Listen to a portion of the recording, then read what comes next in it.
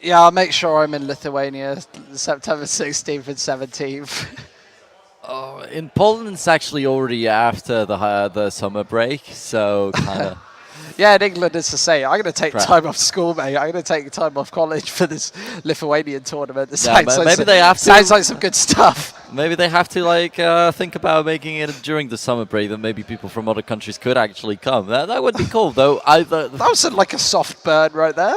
But who knows? Maybe I'll find myself in the. Yeah, I mean, I've never been to Lithuania, so it's a good opportunity to finally go there. Lithuania's kind of close to Poland, right? You could get lost in Poland. Not and find so yourself in far. Lithuania. Not You could so do it on far a bus, right? Probably. Yeah, you can do anything in Europe Probably. from Poland in a bus. I remember I was at Cologne 2015, and so many people came from Poland just on a bus. And I remember them arriving, and they were like, "Whoa!" like all the way.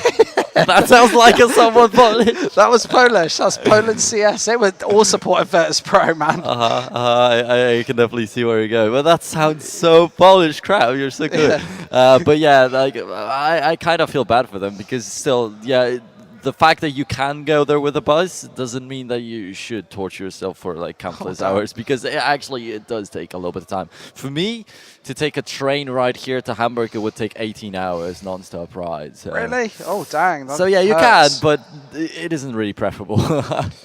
But yeah, let's get back at the topic of the grand finals that's up ahead of us. Planetkey Dynamics versus eSuba. And actually, the Gameplay DNA manager tells us that he's expecting Planetkey to take it pretty one-sidedly, actually. Yeah, I'm not sure if we can trust him on that.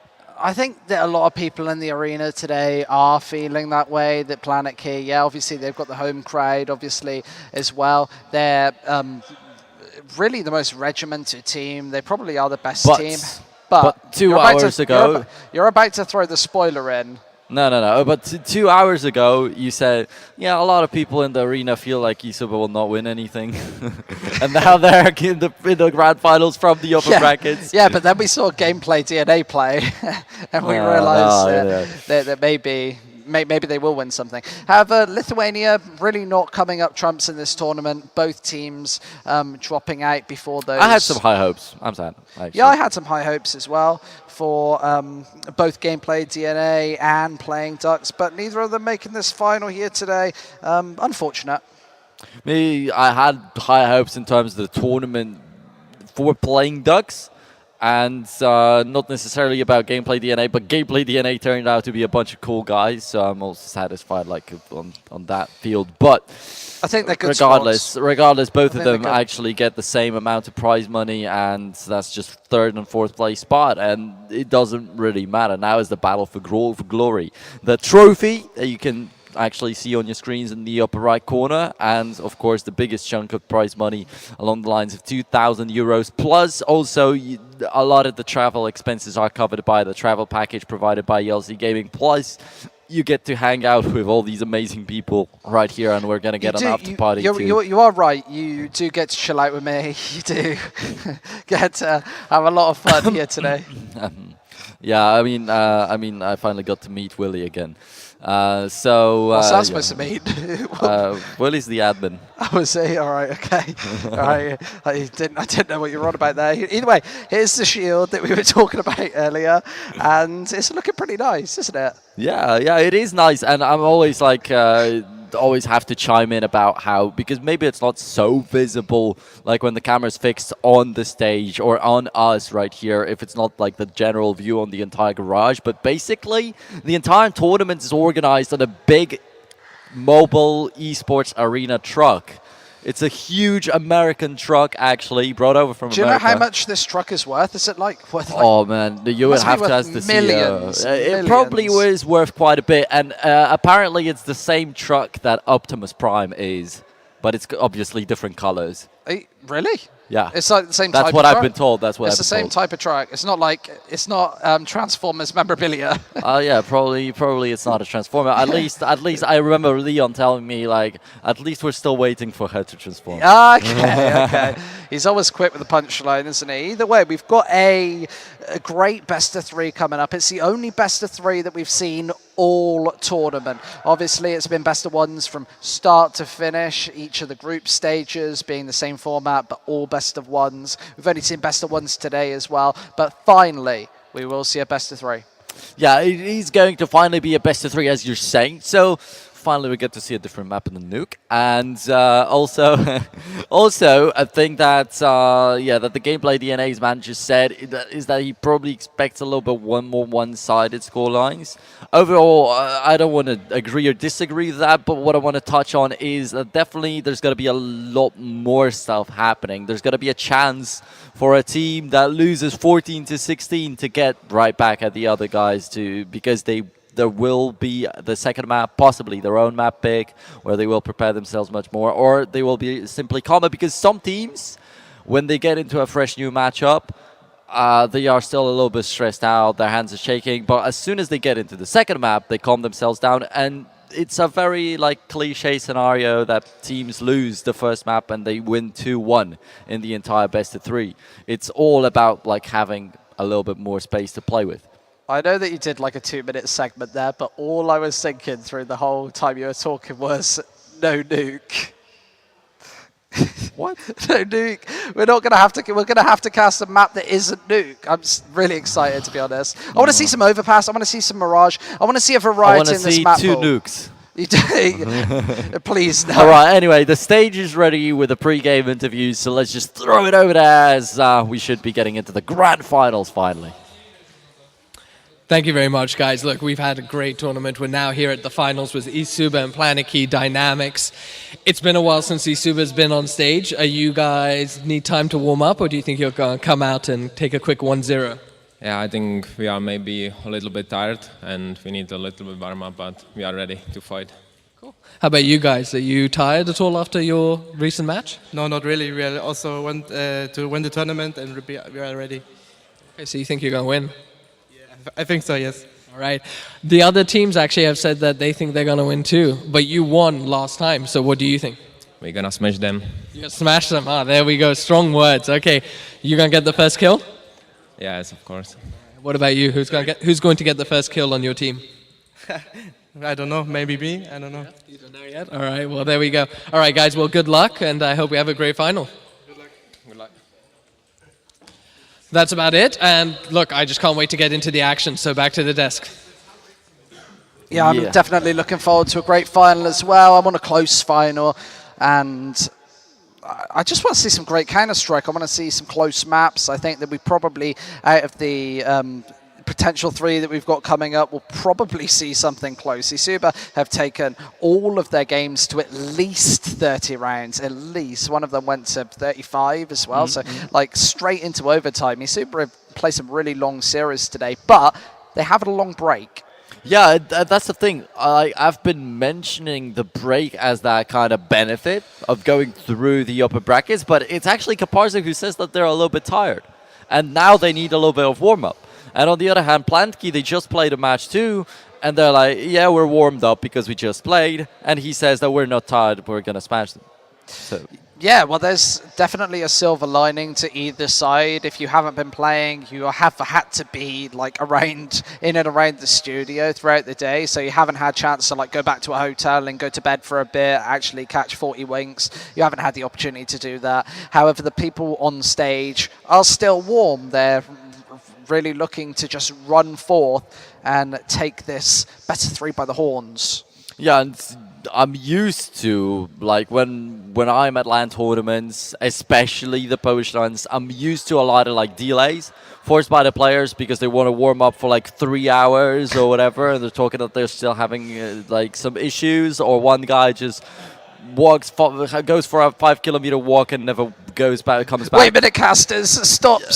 I want to play on aim_bots. I gotta go to the toilet, and he doesn't come back for 15 minutes or half an hour or 3 hours. Yeah, so that's the thing I'm used to, and right here, the players are telling us, when are we gonna start? We want to get into the game and stuff like that. That's the attitude I very much like, and I rarely kind of encounter on these kind of tournaments. Yeah, and I think that we've got a good mix of players. I think that we've got a really nice mix of players as well. You can definitely get, I know at the tier 2 scene, there are some dodgy names in there who can cause delays like that, just out of spite or whatever. I don't know, but I feel like we've got a really good bunch of guys playing today. No real delays or problems that I know of. And obviously they've been showing us great Counter-Strike, most importantly.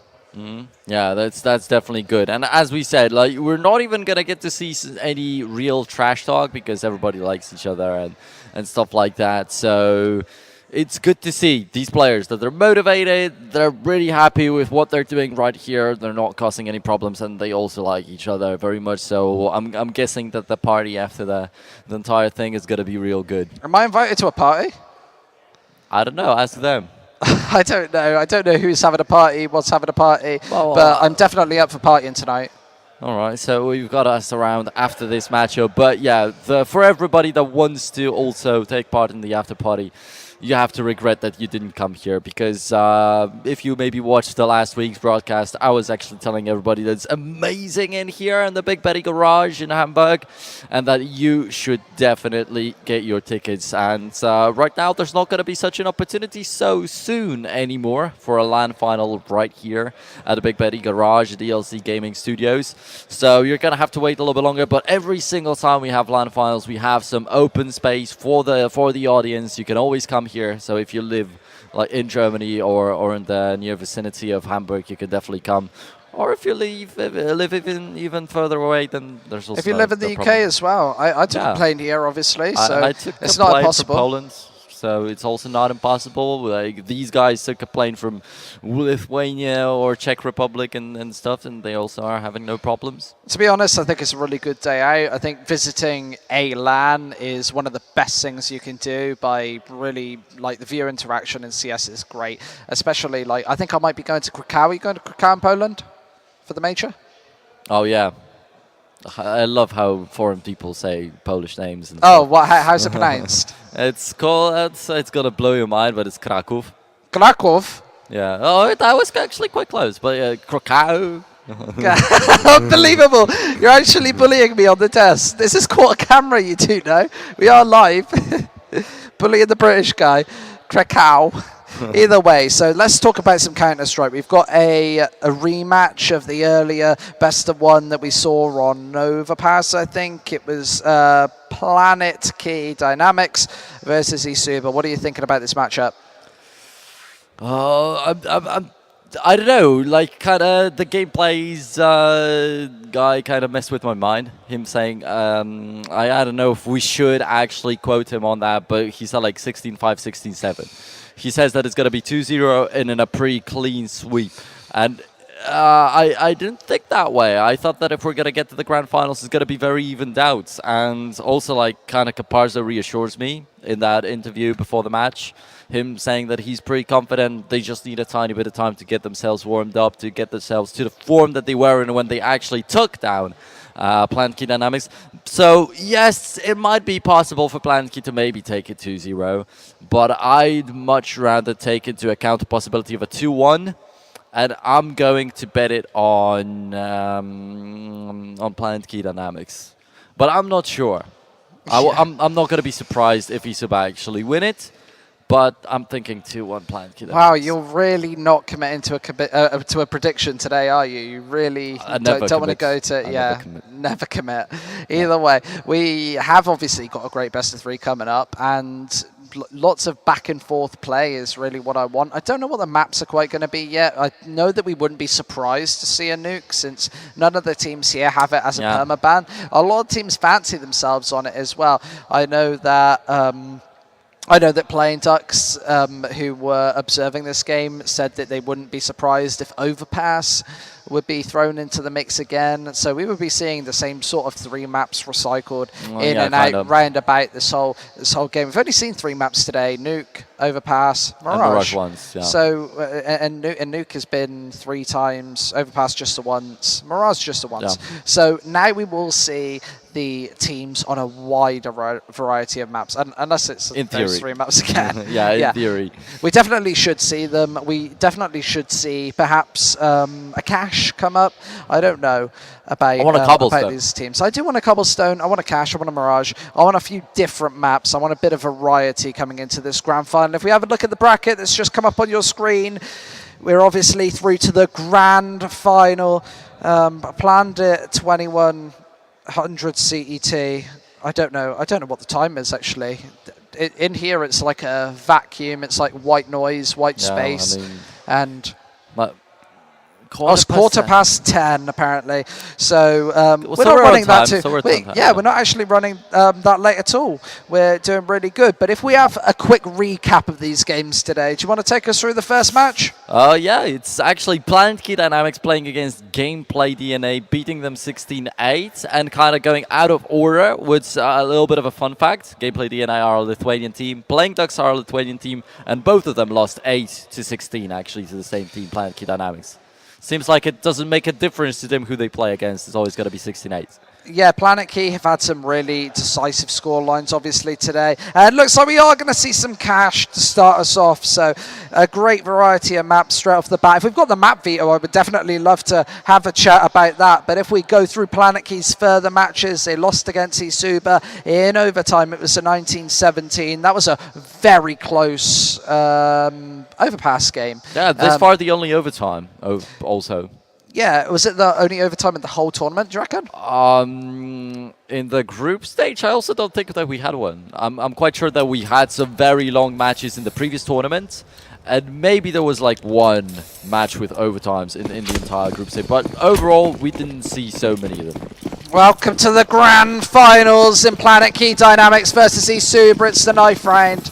And we're getting into it hot and fast. I love that smexy little camera angle there as well. eSuba, yeah, going to lose that knife round, and it's going to be Planetkey Dynamics to be able to choose a side. Do you reckon that they'll be plumping for the CT side? I'm not really sure. Actually, in my opinion, the side pick on cash is not as important. Like, I'm saying that the teams rather pick the more comfortable side for themselves rather than saying that it's CT-sided map, so everybody has to grab a CT or something. So there we are. If we know whose map pick this is and what's coming up as well, that would be great. So we could just have a talk about the vetoes and stuff like that. If that information isn't available, then that's totally fine. But Planetkey trying to get in ready for this pistol round. Planetkey. Yeah, I think that we've got a great opening map. What would you like to see from a T side on an opening pistol round here? Oh, it's tough for me to say. I mean, I've not seen cash for quite a bit of time, actually, I have to admit. When I was casting previous tournaments, it was only about Cobblestone. Now it's only about Nuke right here, yeah. So it feels like it's been ages since we've actually seen a cash. I don't know, but I like the aggressive playstyles on the CT side right here. I have some particular players that are playing very aggressively in here and like experimenting a lot. They're not holding one single particular position, but they are sometimes showing up in a boost in the middle, sometimes rushing the squeak in the bomb side A, sometimes showing up in B with a passive defense right there, sometimes even picking up an aggressive AWP. So, well, we're not going to get to see an AWP right here in the pistol round, but definitely I would love to see something aggressive from Planetkey, but not sure if I can actually say that. I mean, it's I definitely don't know if you can count on that from quite a reserve team such as Planetkey Dynamics. I know one of the better players in history on cash has always been Snacks. He plays very aggressive towards that B site. And can you remember that video from Dazed, him saying that he just got absolutely annihilated through the smoke and around the smoke? Snacks just did something different every single round when they played them in the major. I think in Katowice when Virtus Pro were absolutely on fire. Snacks is a really big part of those holds, and just because he has such an advanced B hold, and that is something that is really powerful on cash, but only if you've got the brain behind it. You have to have the brain and the aim to go for those sort of plays. Yeah, that's the thing. And actually the player that I had in mind talking about these aggressive plays is not Snacks, but a guy that's been playing with Snacks in his early days in Counter-Strike. So they have a very similar play style, and they're very good friends in real life, which is funny. But it's Manice who's now playing in Pride Gaming. Okay. Used to play on Kingwin. He is just so smart on cash, but I feel like when he was playing with Kingwin, he was very often limited to doing what the teams really wanted. And when he's in Pride Gaming right now, he can let go of his fantasies and actually show the aggression right here. So obviously, Kingwin was a very tactical team as well. They didn't really have the space for those teams. Yeah, they definitely didn't have that Virtus Pro-esque sort of style where they did have space for the massive individual plays. We are getting into this pistol round though, and eSuba taking mid-control really early, and Planetkey Dynamics don't seem to be holding it down. This bomb fast encroaching onto this A site, and I don't think that Planetkey knows that this one's coming yet. A couple of kills coming through early. We're still watching Krezi at the other side of the map, who needs to get into this action fast. eSuba, what are you doing? Losing loads of kills early, and it's just Cappy and Blue left. This is a catastrophic start for their T side. They took so much map control, but off the back of it, no kills. Just a little bit of damage onto Robson, who can just play passive. Krezi even getting aggressive, assassinating Cap, and this looks like it's all going to be said and done. As Blue, being the last player alive, probably won't even be able to salvage the bomb, but he does do the damage. Almost finding the third as well. Getting up close and personal. This Glock is a monster at close range, but he's got a lot more work to do as Planetkey really close off these angles. Blue, how are you going to get back onto this site, my friend? I don't think it's going to happen at all as he tries to take these peaks. He hasn't even got a USP in this position to go for these, but Krezi peeks in, finds the kill, and Planetkey with a very passive pistol round. They could have all peeked him, but they chose not to. It's great that Blue actually got the double kill in such a horrible situation. But at that stage, the only positive thing that actually existed for eSuba was that Blue wasn't so far away from the bomb. They're doing it again. That's it. Look at this. Look at this. Oh yeah. Look at this 5 UMP setup. This is something that I barely see from any other team. Oh, what a headshot, Henke! What just rains down destruction onto the face of Alex R. That UMP does some damage as well, but it's got a lot more work to do if Krezi wants to make it out of there alive, and he's only got 60 HP to do it with. The smoke goes down, and it's a defensive smoke. Needs to get the hell out of there, and Otto tries to take some parting shots through, but not going to work out as Planetkey level this back to a 4 versus 4. Alright, so yeah, the initial shots definitely was amazing, but we've been cooled down a little bit by Planetkey Dynamics. They got the refrag. Right now it's going to be so much harder to surprise them because they know what's going on. They roughly know what kind of equipment eSuba have, but I don't think they know about the scout just yet. And no, I don't. I actually don't think that they know what sort of equipment eSuba have. This is quite an uncharacteristic buyout, weird buyout. They don't want Planetkey to get away in this one. They know that they're the underdogs, especially in this map. So keeping the pressure on early is definitely what eSuba want to be doing. And with the Deagles, it's a great way to do it. And they have leveled this up to a 4 versus 4, but the push is already going to come in. Planetkey are playing a very passive hold, but have 3 players hunkered down on this A site, and they're all UMPs as well, so should be able to chip through the damage. Blue takes one back, but peeking one by one. Otto going to do the damage as well. Pistols out and does go down. Freddy finds one with a deagle, levels it back to a 1 versus 1, and Krezi on 61 HP has to do it all. Nails in a couple of shots, but Freddy is down to 75 HP. Gets the bomb down, but this UMP is very, very close. Flash high in the sky and a headshot. Freddy does all the work, and eSuba find their first.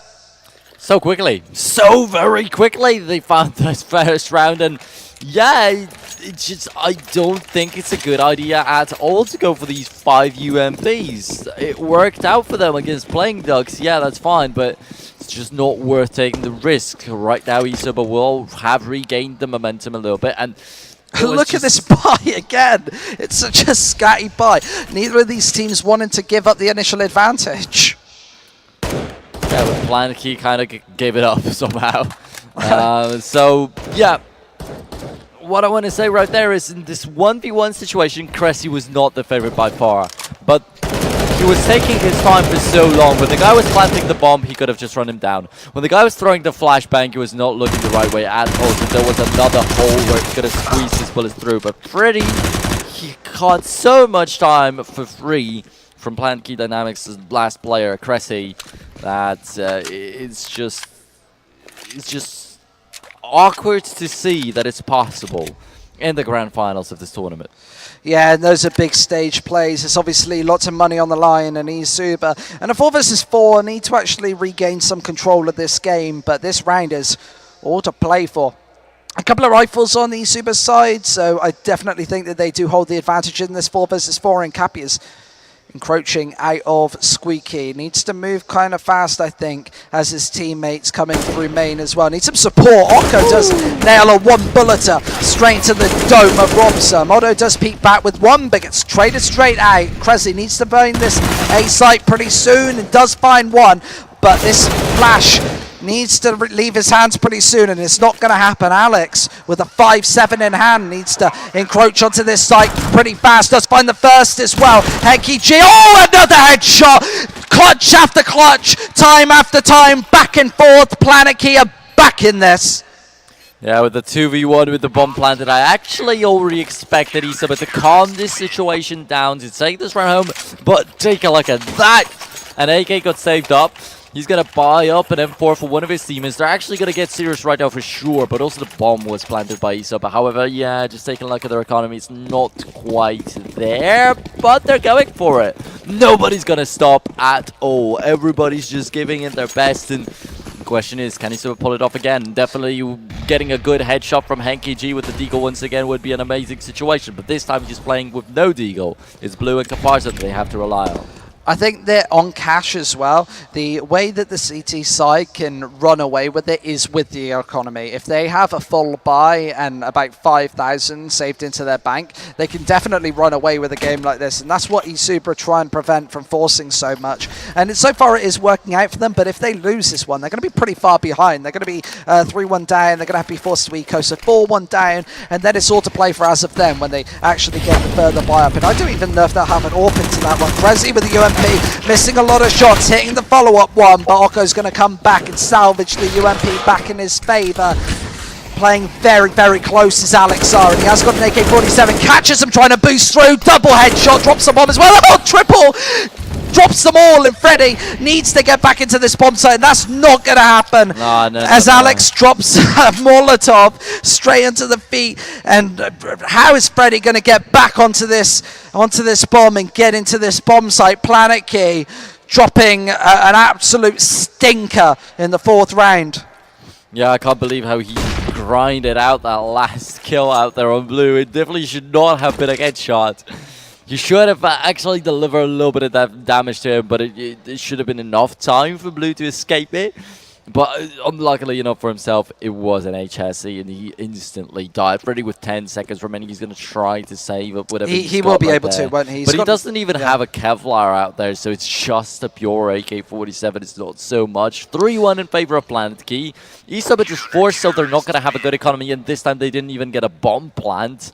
So, I'll be honest, starting to form up quite nicely for the German team. I'll be honest, I wouldn't be surprised if eSuba actually forced up again. I wouldn't recommend it, as Freddy hasn't got any money. He's going to drop the AK-47, and it is going to be the force up. I said it. They are chasing this Planetkey economy down, and I called it. I didn't think that it was actually too bad a decision, but I don't think it's too good one either. I think when you're behind like this, there's no correct decision. In situations such as this, but I think that you are playing into the hands of Planetkey dynamics if you are going to give them a big advantage. Freddy with absolutely nothing in this round, and the rest just on pistols, with Henky G with full utility, pretty much a full buy at this point. He's got everything that he ever wanted, really.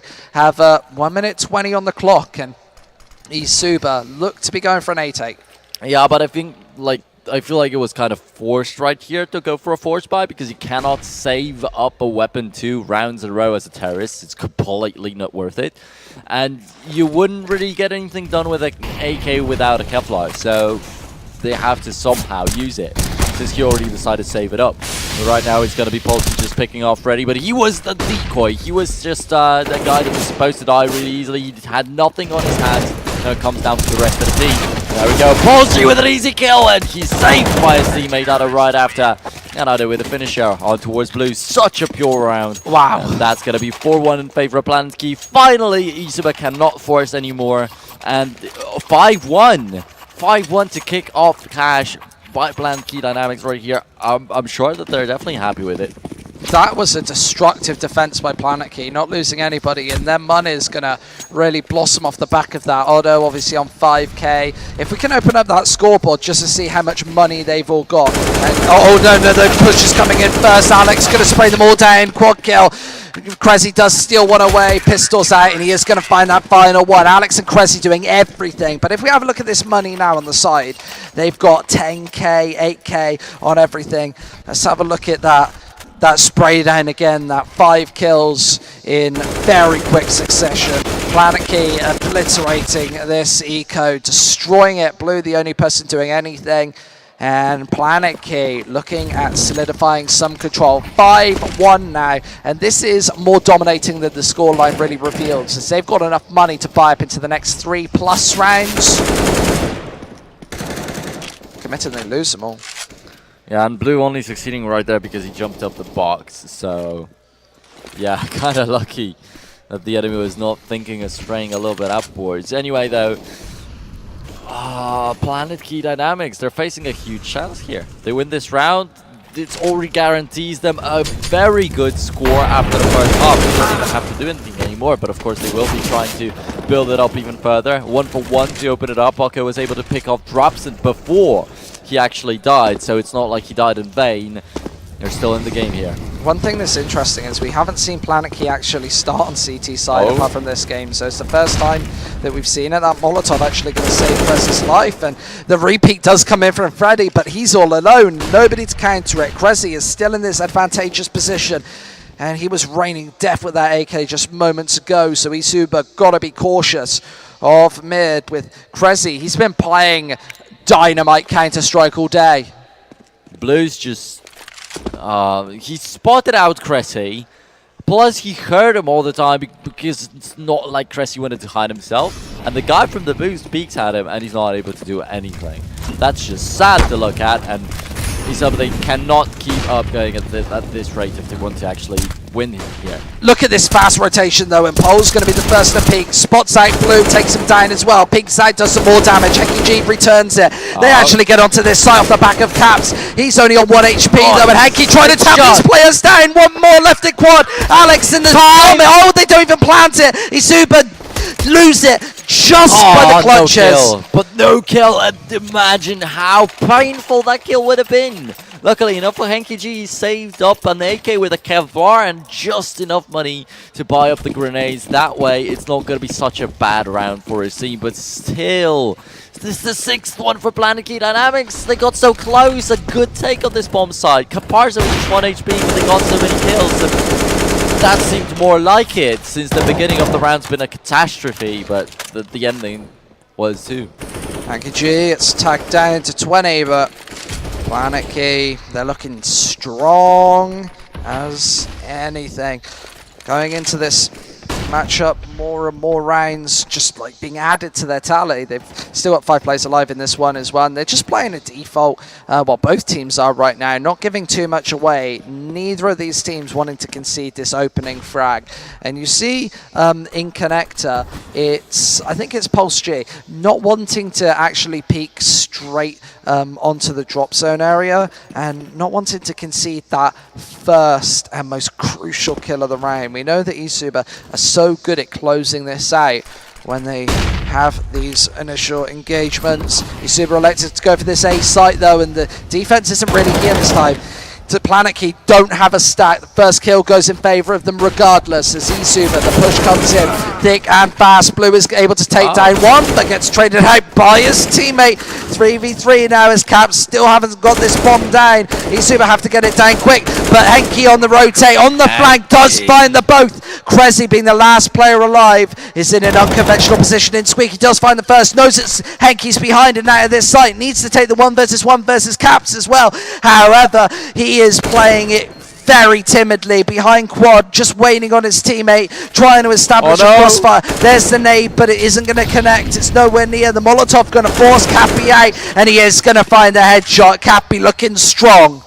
Yeah, definitely. Cappy looking not only strong in this situation, but also the read was the worst as it could have been for the Planetkey player. He runs out of Squeak. Krezzy throws the HE at the truck where there's nobody there. does not check the quad to actually find out where Cappy is. When he finally knows where Cappy is, he cannot actually do anything because already he's joined in by Hanky.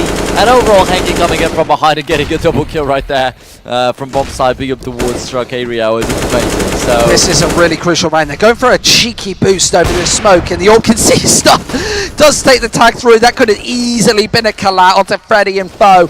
However, eSuba do stay alive. That could have been really damaging to both their morale, their economy, and their push. Just spawning the very tip of Henke's head as Polsky takes one over the other side of the map.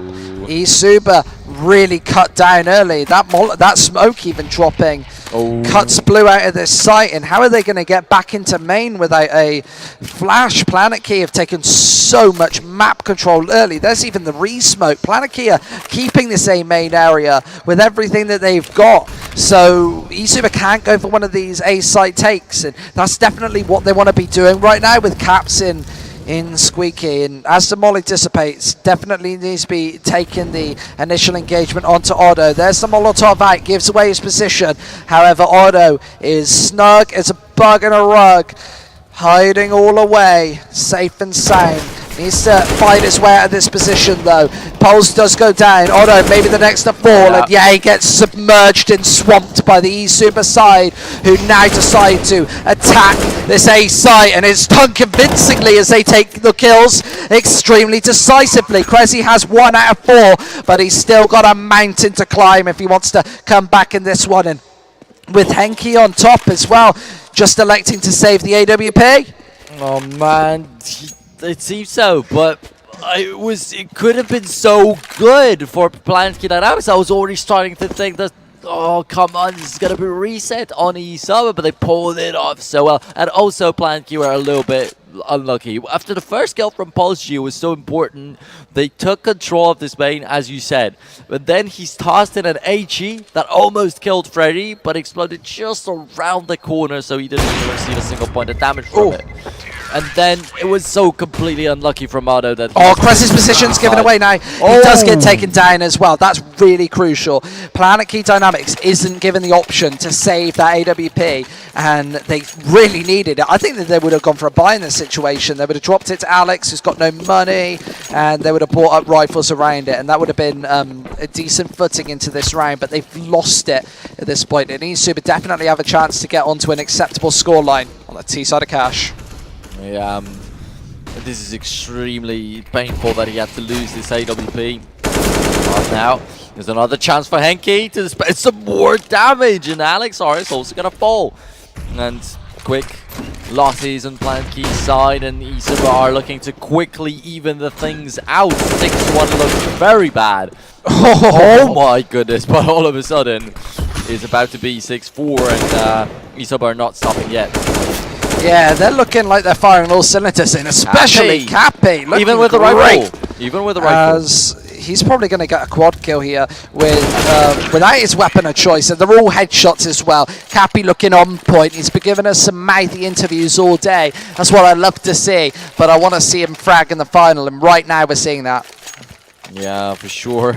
Just let's take a look at the stats overall. Cressy 11, Alex R 10 kills, and Caparzo's trying to catch up with them, but also alongside with him are Blue and Henke. And Henke overall has been stepping up this far too.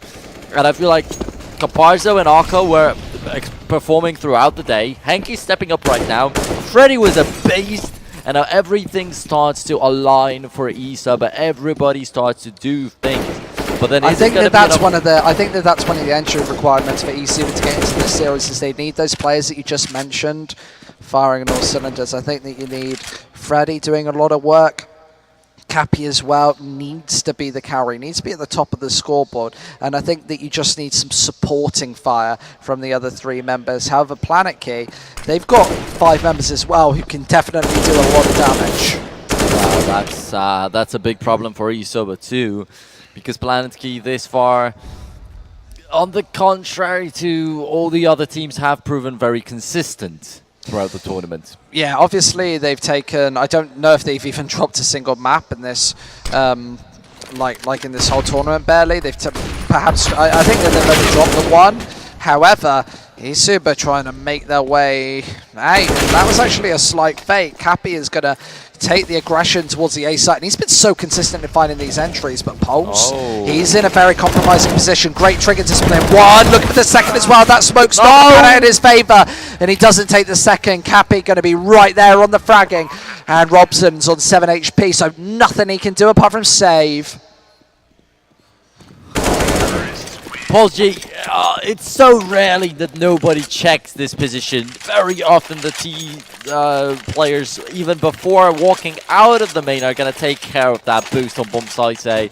And he had a perfect opportunity, but unfortunately finishes with just one single kill. But I guess that's what happens when Caparzo's already in the zone and waiting. This guy is extremely hard to trick. Yeah, especially when the T's are right up close and personal early in the round. They can get that information to know that somebody's been boosted up, because it makes a lot of noise to get over that unless you do it spotlessly and perfectly, which lots of teams don't really bother to master. However, just this default once more from eSuba, and they should be looking to close up the gap right here against these pistols. No armor. Should be the equalizer, as you say, and that would be a little bit surprising to say released in here with 6-1, the opening for Planetkey Dynamics, and also the 7th round already going their way at one point, but he's miraculously turning it all around. One kill this part's all that Planetkey have gotten here. But Krezi is playing so close to this angle though. He's the man to watch out for. Can he do the damage? He needs to be peeking out, getting a couple of kills here if he wants his team to be in contention for this round. They've not checked the site properly.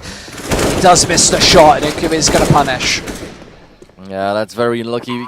Yeah, I was already saying that they have 2 deagles and a 5.7. These are still capable of dealing damage, and not only because they even picked up an AK-47, so it's not bad at all. But since Cressy died without doing anything really, it's not so good anymore. But Otto, I might have possibility of finding another one. May I remind you, today he's already scored a quad kill with just the deagle.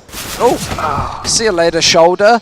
Eliminates Uku, but is going to get traded straight on through. Robson with a great chance of saving this AK-47. No, but is aggressive enough to actually take him down in a 2v1 as well. You can't get too aggressive in case the ninja comes through, in case he does eliminate the one player and go for the defuse, go for the retake instead of saving. So it is dangerous. Have a pause here. What do you think that these teams should be talking about, unless we can actually hear what they're talking about? Mach das.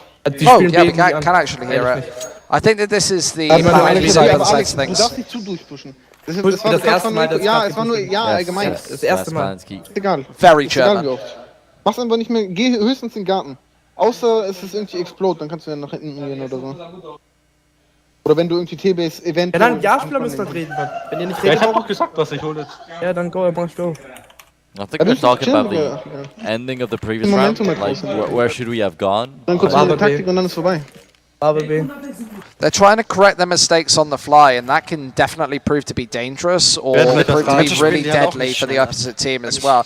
They do seem very calm, though, and composed, which we've seen throughout the day.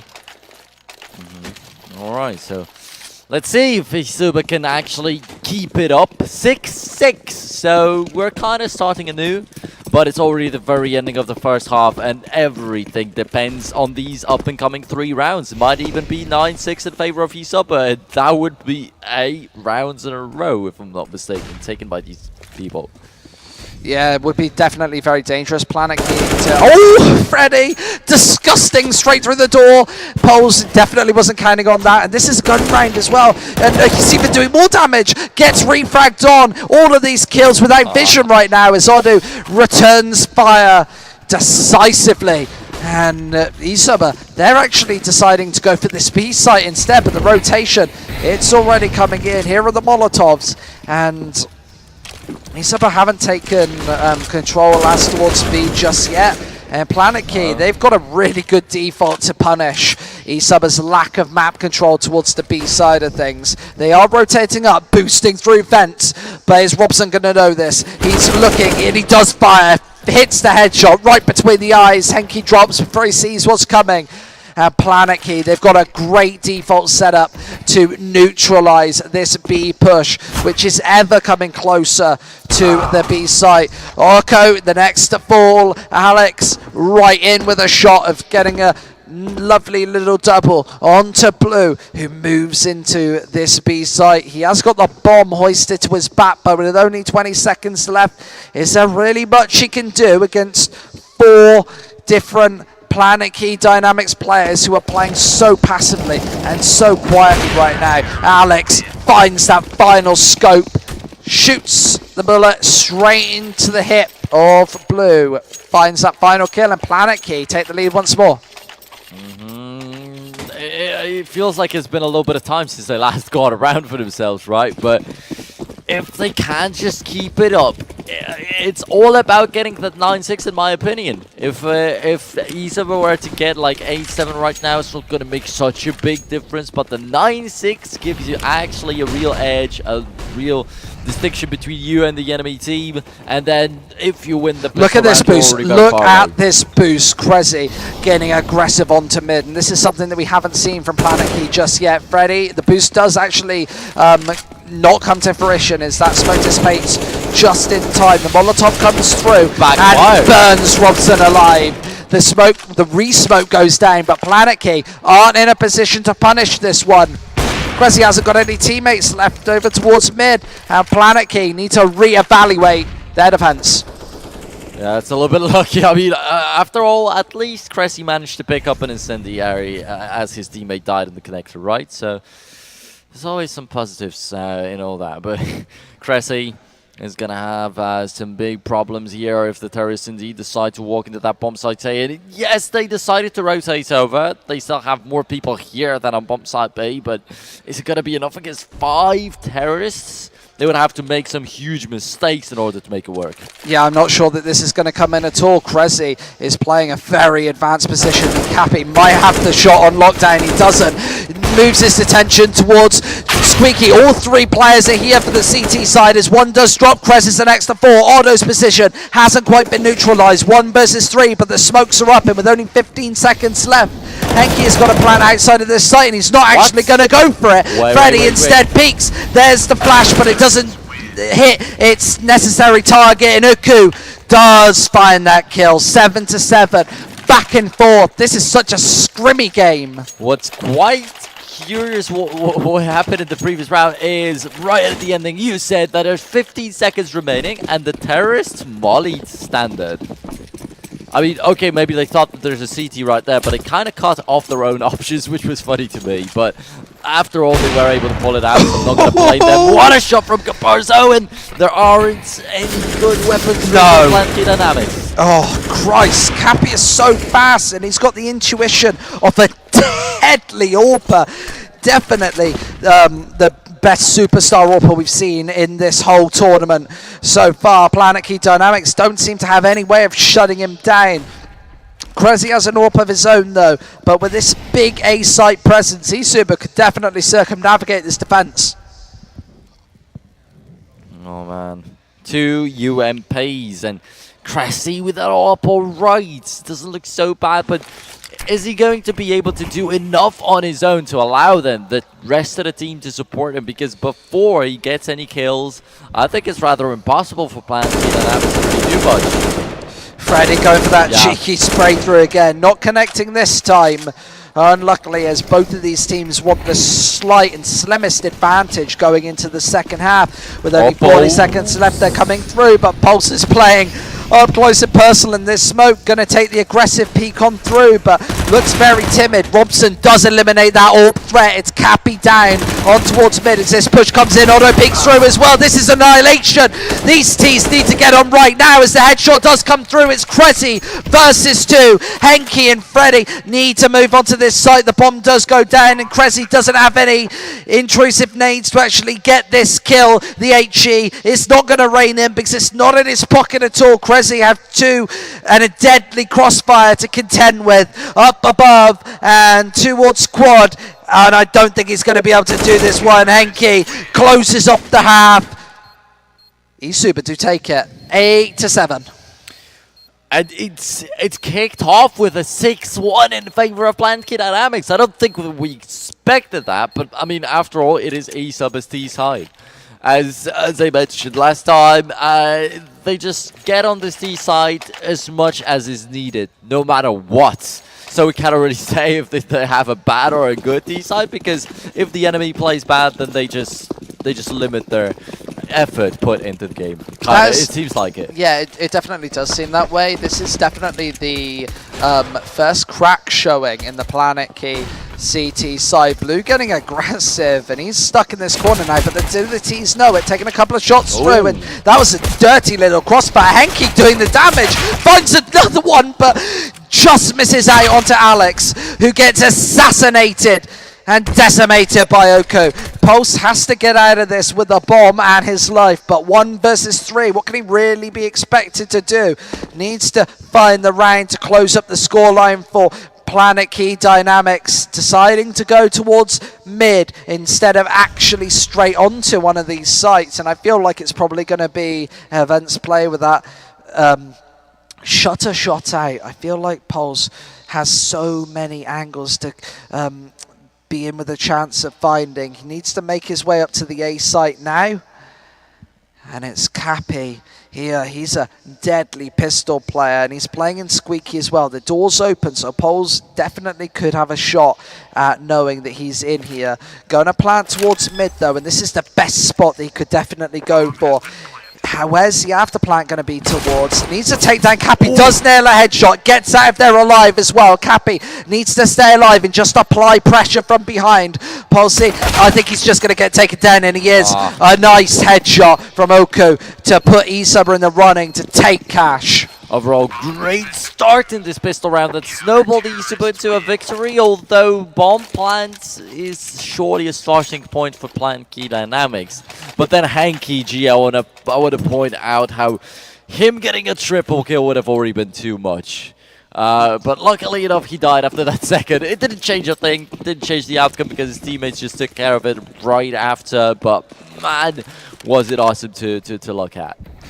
Yeah, and Planetkey forcing straight back into this one as well. Because what's Planetkey without UMPs? These Planetkey players don't want to be giving away any advantages on the offset and straight out onto A as well. These smokes have actually closed up the distance, finds the initial shots, but Otto cannot rack up that kill.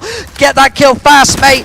Cap's only on 1 HP, tries to get onto the site, but Planet Dynamics haven't taken the necessary kills just yet. Otto does find a couple through the smoke, and Robson finds the second, but Cap is also very low, and Alex might be about to counter him straight out of the round, and in a 2v4, can eSuba really be expected to get back onto this site? I think not. Alex finds another one and leaves Henke all alone with just his M4 and a dream. Alex has an M4 of his own and is going to annihilate Henke with a headshot.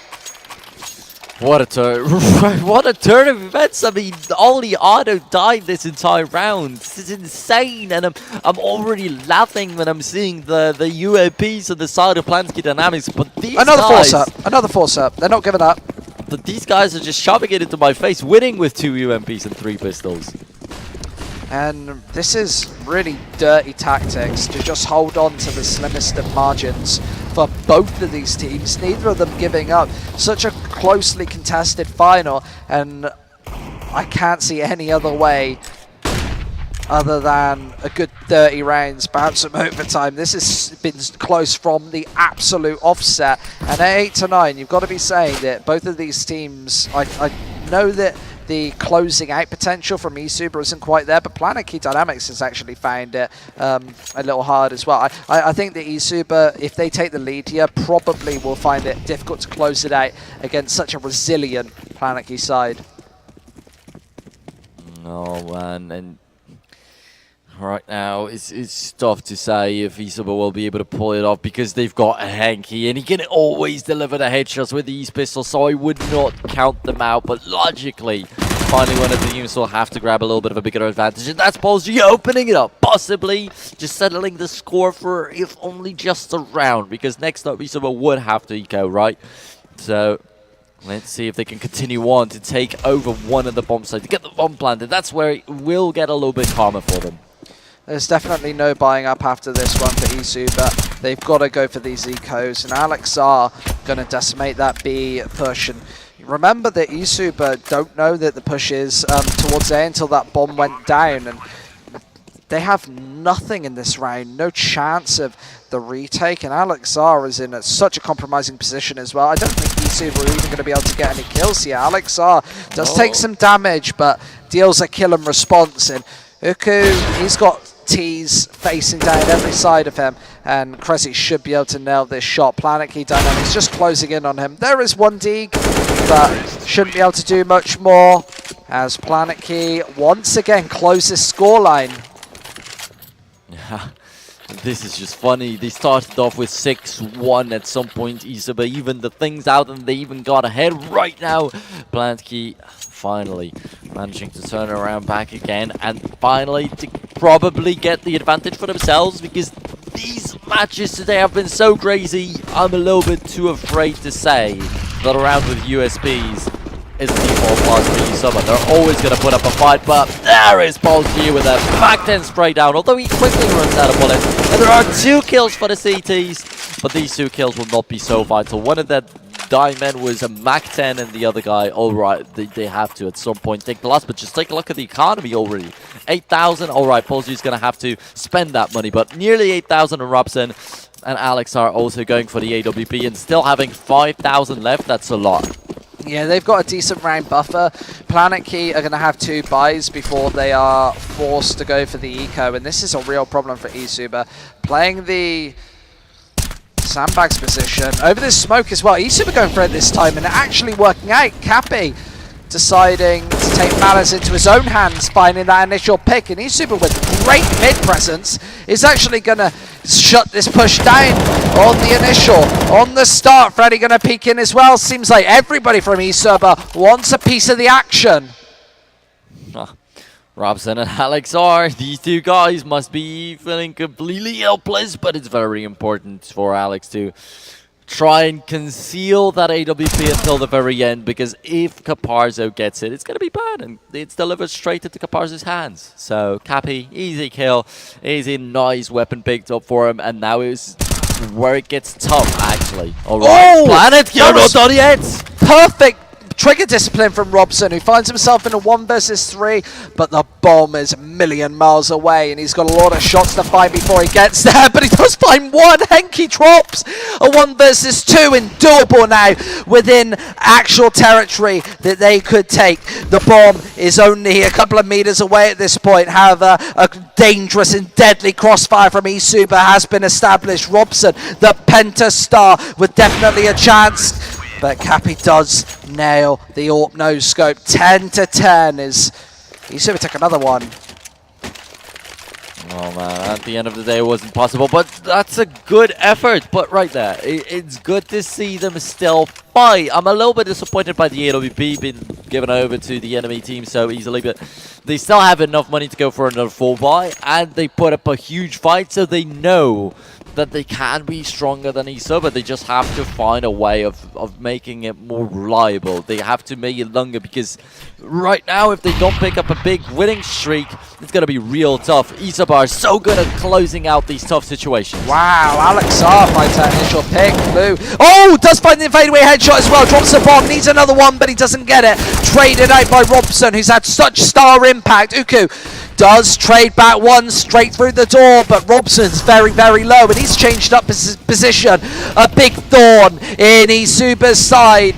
Here's Alex, who's played at this quad area, needs to nail a shot, but with the smokes down, it's cutting off so much play. Inoku finds a beautiful triple kill and nails the 11th round. Planetkey back to losing, and this could be an eco for them. Remember that they had 2 buys up. Now they're stuck forcing. They've got an AK-47, pistols all round, and oh, this isn't looking that good. Yeah, but it still just shows how much they really don't want to give up. They're forcing again, and they're not going to let eSuba go. They will want to keep it at 11-11, and if they succeed, this game is once again going to turn into a crazy one. So let's find out how they want to play it out. A little bit of a rush in the middle. Wondering where Paul's G with his AK is going to be, but Robson, he already pulled off a pretty well done play with 3 kills. This time only gets 1. At least a double would have actually made things believable, but for now, 4-on-3 in favor of eSuba with still superior weaponry and still... Okay, never mind, not so many grenades, but also the terrorists only have Molotovs, but with these Molotovs they might clear out the bomb site enough to get the bomb planted, and that could already be something. Yeah, they've moved up mid as well, and I don't know if eSuba actually know this. Henky G seems to look like he has an idea that this push is coming in, throws away a smoke to cover off main to stop a 2-pronged attack coming in and slow down Planetkey, but he doesn't know that it's going to be just 3 up mid. They do spot 1 out. It's Blue on that A site. Needs to take a couple of kills now, but Henky is just going to peek through. A deadly crossfire assumed for eSuba as the Tech 9 rains through. Otto does find 1, but Planetkey, 1 by 1, seem to be in these disastrous clutch situations. 1v4s, 1v3s, Otto every time. Can't do anything. Yeah, that's very much true, and they have to find a way to fix it real quickly. Right now, they just forced, and even though they have just no money to go for another like quasi buy, just get whatever, they decide not to, and that's just giving up 3 rounds over to eSuba. It's very unwise. 13-10 in favor of the Czech and Slovakian team is about to pop up. Yeah, this is looking really dangerous now, and Freddy, he's going to have to do a lot. It's a smoke, not a flash, and he doesn't have to turn away. Finds 2 headshots, and there's an M4 dropped. Planetkey Dynamics doing okay damage, but still need to find their way onto one of these bomb sites, and that's C4 is so far away with Otto at mid as well. He's going to be neutralized by the quick headshot of Cappy, and eSuba really destroying these pushes. Planetkey, they need to possibly even take a pause now and just have a think about what they want. There's AKs brought up, another one perhaps, but they seem to be quite flustered in these plays. An AWP on Alex, he seemed to be the playmaker for this Planetkey side. However, eSuba have been able to close him out in the last couple, and this is what's been really big, but Alex comes in with 1 straight off the bat. And in the first 10 seconds of the round, Planetkey Dynamic do find that entry kill, and this is what they have to work off. Amazing of a shot from Alex R right here, because I was about to point out, yeah, Alex is the playmaker with the AWP, but so is Caparzo, and I feel like even more reliably this far. But both of the teams have their amazing sniper and a guy that does the rest of the job. And I feel like Robson's doing amazingly good for Planetkey Dynamics today. Henky G is doing great for eSuba. Then Planetkey also have Otto with some amazing shots with the deagle and everything. He's always able to grab a multi-kill, but so is Freddy. And both of these teams really balanced out, and that brings us to a situation now we're in right now. Alex R misses a shot. How does he do it? And he's finally going to fall without taking a single kill. Coming in from behind, aiming at the backs of 2 people. This is sadly unacceptable. After pointing out how good of a shot he had in the middle on towards Caparzo, he just failed so miserably. It actually points out how important Checker's control is here on Cash. I think that Planetkey should have went for a nip strat actually, where they throw the wall of Molotovs in towards Checkers, covered by a smoke as well to gain themselves that control. eSuba wouldn't have had any way of closing down the Checkers area, and I feel like whoever has Checkers control will actually inevitably dominate this B site. However, the play is coming in towards A this time. Shots coming through, and it's going to be Otto to start off the fragging. In the back of the site, Blue takes 1, but that's all she wrote as he drops as well. eSuba in a 3 versus 4. Cressy is low, but this push has to come in now. The retake looking dangerous. Could definitely happen. Alex does find 1 in the head with the Tech 9. Oko goes down. However, this could just be the save from Cappy and Henky. How are they going to get rid of these weapons? Surely CT spawn into B. Planetkey Dynamics are going to be chasing as soon as they know that this 4v2 is undoable. Yeah, oh man, this is just so hard on eSuba right now. Amazing of a position from Alex R. If not him going for the backstab on the highway, then it definitely would have been a doable round for eSuba.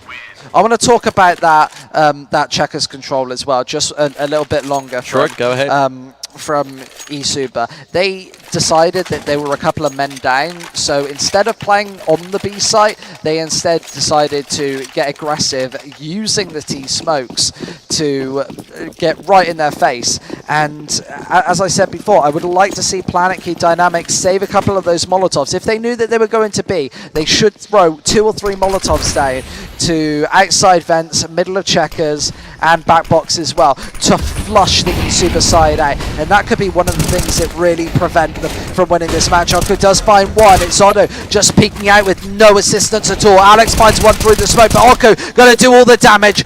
Retreats back to the A site as well. Cressy needs to do the damage, and he does find a crucial headshot, but eSuba in a 2v3. Are they actually going to give this one away once again? The bomb, it's about to be planted, but Robson on this site needs to get out now, find a more advantageous after plant position, but he's got support from Cressy. Planetkey Dynamics playing this one passive, and how the hell is eSuba going to get a pick in here unless Planetkey get aggressive, and they're not. The flashes come through, and Cappy going to be the final to 4. The Molotov misses, the AWP shot misses, and Planetkey closes the gap once again. And they were pondering the thought, if taking the AWP is actually a good idea. Alex was standing right on top of it, and he opts not to, which is quite interesting, of course. But now they'll be facing off against pretty much an eco from eSuba. That's just crushing, because in both these occasions, there definitely was a chance for eSuba to build themselves back up. But the post-plan control seems to be superior for Planetkey Dynamics, and Cressy to open it up. Well, this round's not going to be as emotional as all the others, but Planetkey seem to have really changed the pace of this game. They realised that eSuba were up on 14 rounds, and this might be the revenge for Mirage. Remember, Planetkey were a couple of rounds away from taking that comeback, and this is almost deja vu to earlier today, and that's got to be haunting them in the back of their heads.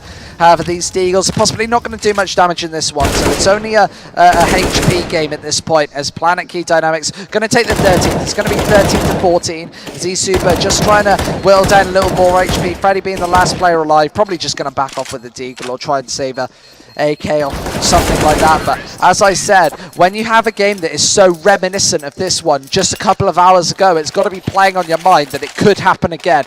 As they get to the 14-14 stage, which is where they faltered earlier, a lot of difficulty have got to be setting in. It's tough for me to sum it up really right here. Planetkey Dynamics. We could be comparing this map to the. Look at this B push. Look at this B push. It's actually coming in so fast, and eSuba going for the boost that actually could get caught down. The Molotov comes through, but it's a little too late as Planetkey are already out onto this side. The first one comes through, but Cressy, he's a monster, takes both kills, and Planetkey Dynamics salvage this B site once more. eSuba back to saving. They've got nothing left after this one.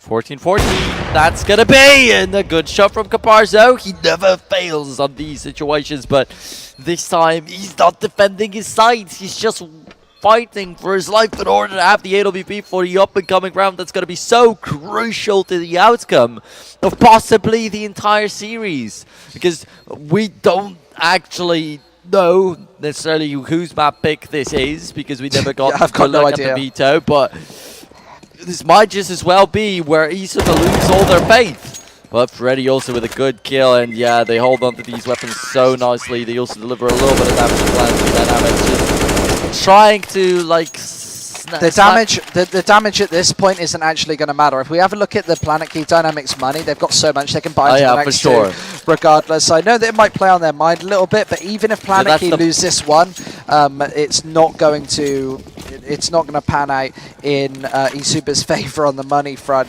This is a must-win for eSuba, and even if Planetkey lose this one, they do have a chance in the 30th. However, if they do lose this one, as I said before, Mirage has got to be playing quite heavily on their mind. Planetkey for going for a slow round once again. Alex, misses the shot as well. Spots the shoulder out, but isn't able to take out the elbow. That's so unlucky, because the last time he finally got enough money for AWP, and he picked off Caparzo so impressively. That was the only kill of the round, but it's done so much for them already. Yeah, Planetkey Dynamics going for a very slow round. They've already taken total mid control, aided by that smoke into connector as well. But with the return flashes, it's going to back them off of this angle as we approach the business end of this game. Planetkey Dynamics definitely need to make their way onto one of these sites now, and it looks like it's probably going to be this B take once again. Look, eSuba have Capazzo, who is swift on the rotation. He was at Van, but as soon as they know that these peaks are going to come through, look at Capazzo, the quick rotation all the way through. eSuba might actually have this one as the Molotovs do slow this T-side down a little further. Cressy again on the entry, does find the one. Tech9's out as he's doing so much damage, but it's going to be Odo to shut down the B-side defense. Planetkey Dynamics might actually have this one. Cappy needs to come in with a kill or two to make this retake doable, but eSuba, are they going to go for this, or are they just going to back off? The decision is to go for it, and that might be completely wrong as Freddy does drop Planetkey Dynamics on the verge of revenge for Mirage. Oh man, the Tech9 right into your face once again. Capazzo does exactly the same as in the previous round, but once again it could end up just being some empty, pointless kills. Of course, saving up the weapons is what they're fighting for. And for Planetkey Dynamics, it doesn't matter what happens. They just want to get them down. If they don't, they're not going to be so sad at the end of the day, but definitely would have made their job so much easier. Yeah, Blue finding that kill, most importantly keeping the weaponry alive as well. Planetkey, maybe those last two players not playing this one as aggressively as they perhaps should have. However, they've got plenty of money to buy into this last and final round. eSuba, let's have a look at what their buy is going to be like. It's going to be pretty decent on the first three players. Henki and now just a one AWP on the CT side, but yeah, double AWP setup on Planetkey. This is something that we were talking about definitely on the eSuba side, but not so much on this T side. Alex almost finding that kill there. Unfortunately, we haven't seen the body wallbang that was recently patched come in, and then the Jason R one. The resurgence of that wallbang. We haven't seen anybody go for that just yet. Maybe in overtime we could see that play into one of these teams' favours. However, we could see some more overtime of these two teams. Oko, does actually catch the one out with a flashbang. Alex R flashing himself in that position, and eSuba taking the initial frag. The Molotovs there to prevent the retake from coming in. Auto out to 54, also not looking too healthy, not looking too confident of these. But they need this round so much, but oh man, the exhaustion also should be kicking in, and imagine having to play another match with an overtime right here, and then another map that's gonna be nerve-wracking to both the team's players. Yeah, 15-14. Both these teams have got to be feeling the pressure. This might be the deciding couple of rounds of this series as Planetkey Dynamics, they approach in towards this A site. The boost is actually countered in this effect. Odo takes one as well. This defense has actually been capitalized upon. Pulse finds a clean entry at Planetkey with beautiful entries onto this A site with 20 seconds left to get that bomb down, and this is surely an impossible retake for the eSuba side. Capazzo almost finds that kill, but being Molotov Day does find one shot and gives eSuba a chance into this one, but only with 19 HP. How the hell is he going to get back into this? Needs support from Henki right now.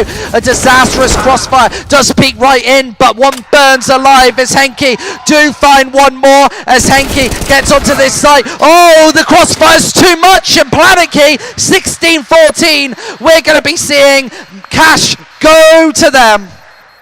Amazing, amazing to see, and going incredibly back and forth right here throughout the entirety of the map.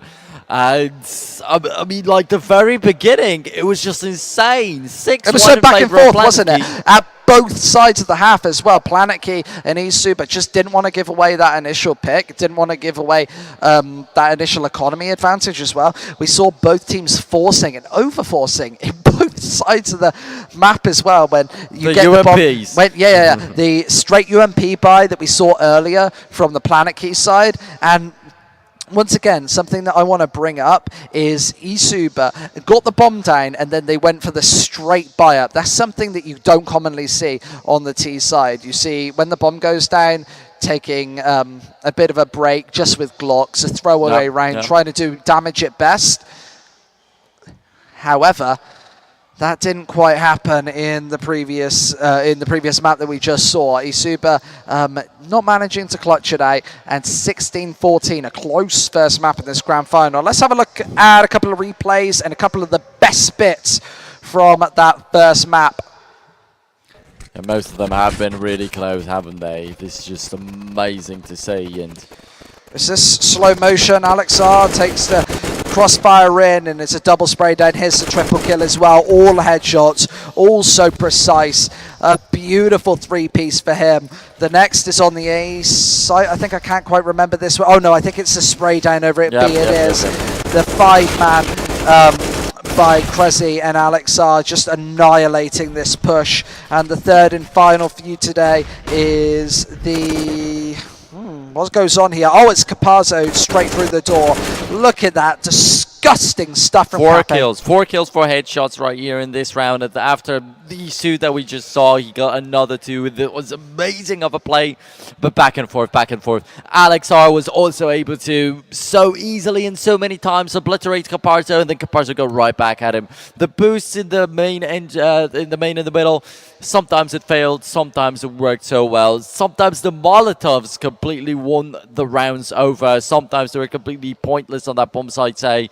The boost on bomb site A also. Pulse G in that position, wasting such an opportunity. But I mean, Caparzo, he's always so quick on the reaction. So a lot of stuff that could have gone completely differently. And this match, we cannot say that was pure chaos because the players knew what they were doing, but it's just that they were so evened out a level that every now and then things have gone completely out of their mind. You say it wasn't complete chaos, but it definitely was at the start. I know it feels like a long time ago now, 28 or 30 rounds ago. However, the start of the round, the start of this match did actually prove a couple of these late clutches. Freddie had a lovely 1D clutch on the A site.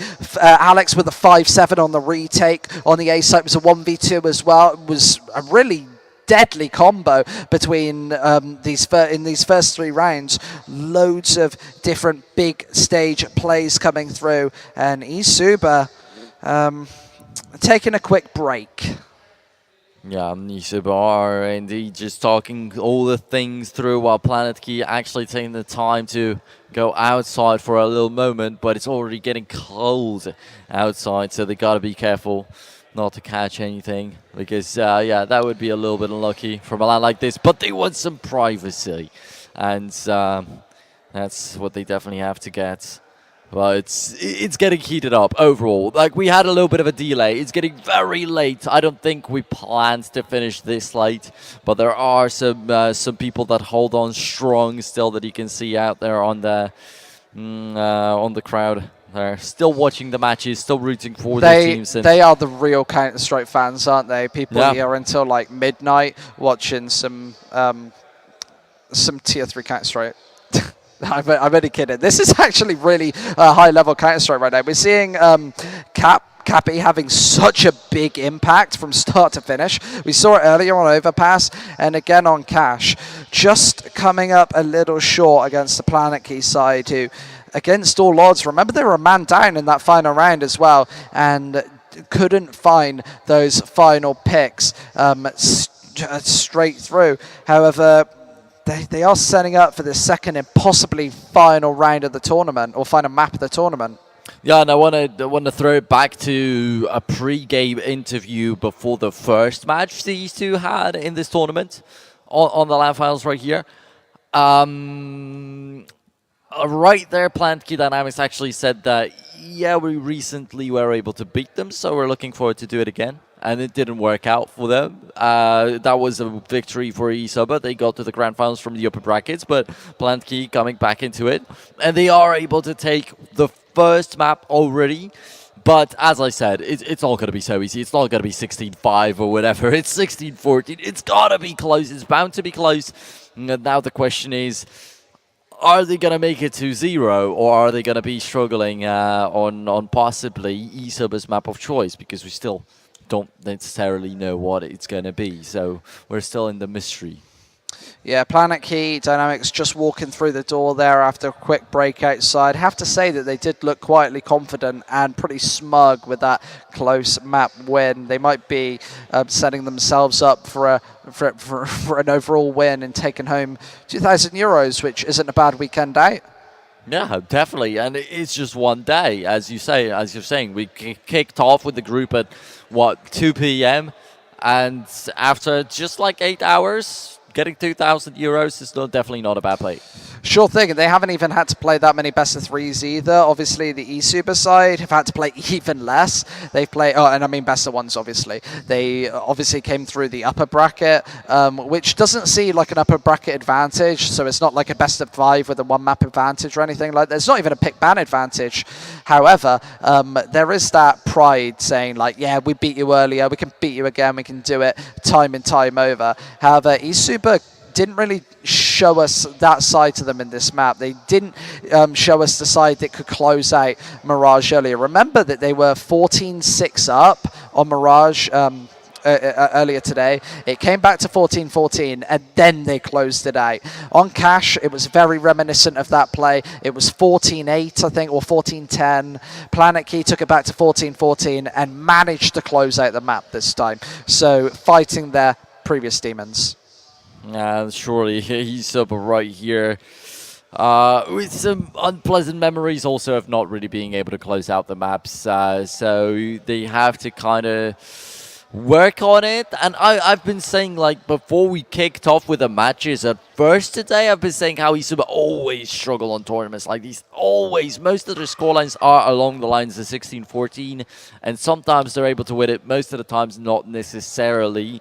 So this time it already is quite fun, but then on the other hand, they're one map down. But Caparza is actually laughing right there on the stage, so... Yeah, he's looking happy, isn't he? I don't think there's a lot in the world that can actually get this man down. Obviously, one map down in the grand final and still having a jolly old time on that stage. I'm not too sure if they're even feeling bad coming into this second map. Obviously, Cash, they're not really favoured in either of these maps coming on. It's going to be interesting to see what the second map of this series is going to be. The next map is apparently Cobble, so we will see some Cobblestone Overpass being banned. We saw it earlier from both of these teams.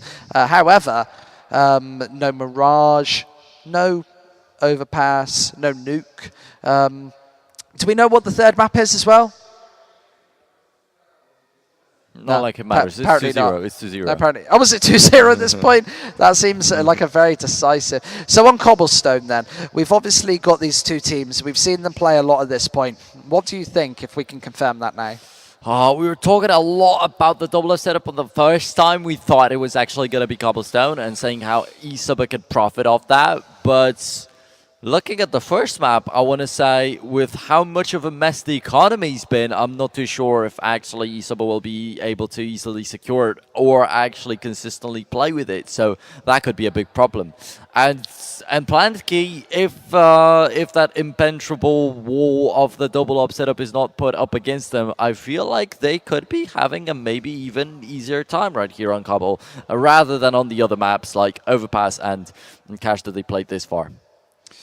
Yeah, and I think that that's obviously a good point. Do you think that eSuba are going to be happy with the maps that have come out if it's obviously Cash and then Cobblestone?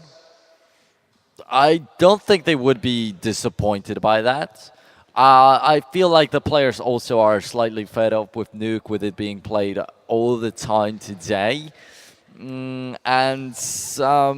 Yeah, just eSuba got a lot of time to watch Planetkey and how they played and how they'd beaten all these teams with like 16-8 score lines mostly. So it's not a big problem for them to deal on that Nuke. And the only other map from Nuke that they played, it was against eSuba, was on Overpass. So I feel like eSuba are confident with facing off against Planetkey on any other map than Nuke, because there it could get real complicated. Right here, as I'm saying, it also could be not so good if Cobblestone just doesn't bring that economical advantage over to eSuba. If it is once again just such a huge mess, it might be real bad. But knife round's also going to mean a lot, in my opinion, right here. I mean, Sure. A lot of teams value the T side right here on Cobblestone, but then we're talking about how eSuba could have the superior CT side just thanks to the double up setup, so I'm wondering what they would decide to go for right here. And I feel like when you're eSuba, you'd always want to start CT because of how magical their T side is and how they can always make it back no matter what kind of a slump they're in. Obviously, Planetkey have obviously taken that first map, so they have got a bit of breathing room working into this, and we're straight into the knife round. Easy as that. Let's get straight into the game. Yep. Oh, I'm excited about this one. This could be our final map of ELC. Yeah. Emotional moment. It's been a long day. Legend Series number 2, definitely seeing a lot more action than the first ones right here. But right there we had a 3-0 in the finals and a best of 5. Is it going to also be a clean sweep right here by Planetkey Dynamics? Though them coming in from the losers brackets here might be a nice and sweet aspect here. Anyway, okay, 1v1 against Robson. Robson takes this one, and Planetkey will decide where they want to start. So they get the upper hand right off the bats, but I feel like it's rather going to go down to pistols than the knife round itself. Pistol rounds are extremely important on Cobble. Yeah, I don't think that... I actually don't know if I agree with you. This is looking like a lot of nades from the Planetkey Dynamics side. The HE, all the flashes, this is definitely going to be a B execute. Where's that smoke going? I think it's going up onto rampant. Yeah, it is. Cut off all of the vision for the eSuba side. Need to get Planetkey in there, up close and personal, before they can rattle off any shots with the USPs. Have it's not working. Otto does find one. Looks for the second. Shoots the plant pot instead of his face, and Otto does find the second as well. 2 players on Rock, needs to nail these shots, and Blue is going to find the first in a 2v2, needs to get onto this site before the bomb is even planted. eSuba have a great advantage in this one, and Cappy finding the flank, does find one, almost a second as well. Heispol's going to get out of this, and he does find the headshot. Just him versus Cap now, and Cap has been a monster left, right and centre, looking for a shot, but he is looking the wrong way, flicks it through, and Cap also finds the pistol round. 1-0, and that's a much needed start for the CT side. And once again, it's just so close until the very last moments, not yet really decided or said who's going to take it. And at the end of the day, Caparzo manages to pull it off. And I'm still kind of proud of how Planetkey were able to draw it out, how the guy's not collapsed in a 1v2 situation so easily, how he's put up a fight. But yeah, eSuba with such a great flank from Caparzo had to be theirs. Yeah, the push coming in, and Alex trying to chip away at these eSuba players on the B site. It's a couple of UMPs again, an unconventionally large amount, as all one taken straight through the smoke, and Otto making a bit of a rumble on this server as Planetkey Dynamics. How are they going to get onto this site? They're doing good damage, and Henke's down to 10 HP as well. But Planetkey Dynamics in a 3 versus 3 need to get this bomb into contention now. Otto is the lurker here, playing all alone and trying to dodge and weave, find some shots. eSuba doesn't know that this player's coming towards A, and that shot is going to spell real trouble for this CT side as he finds one, and he's causing a real fuss, a big stir over here, but he's got no bomb to speak of as that is rotating over to A. Otto needs to hit some shots, and he's distracting these CTs, pincering all the attention, and it's going to be a free bomb plan for these Planetkey Dynamics side. They're going to be able to get that bomb plant and great after plant positions as well. Otto finds another headshot, doing everything on his own, a triple kill now, and he might even be able to take this round all alone. Cappy in a 1 versus 3. If there's any man that you'd want in this situation, it would be him. He's got a UMP in hand. However, Robson catches his face off guard, shoots him in the side of the head, and puts the round in favour of Planetkey. 1-1 now. Oh, what an amazing job with this Tech 9. I mean, yeah, I should have known better. Planetkey, with how often they forced up on Cash and on the previous occasions when they played the matches, and how effective this has been this far. I should have known that our force is going to be the real deal. 1-1 right here. right off the bat. And now eSuba will also want to surprise, but are they as good as Ado? Alex certainly thinks so. Trying to go for this pick here, but Blue is hiding very close to this smoke. I don't know if anything's... I don't know if they actually know that he's here. Did they hear the boost or something? But they seem to definitely be waiting for this one. Here come the Molotovs as well, and they're going to find him out. A great advantage for Planetkey, who want to be keeping this round win on their side. A 5v4 situation, and they seem to be taking this one very slowly. They can't afford to take any chances, especially a team like eSuba, who, if you give them an inch, they're going to take a mile.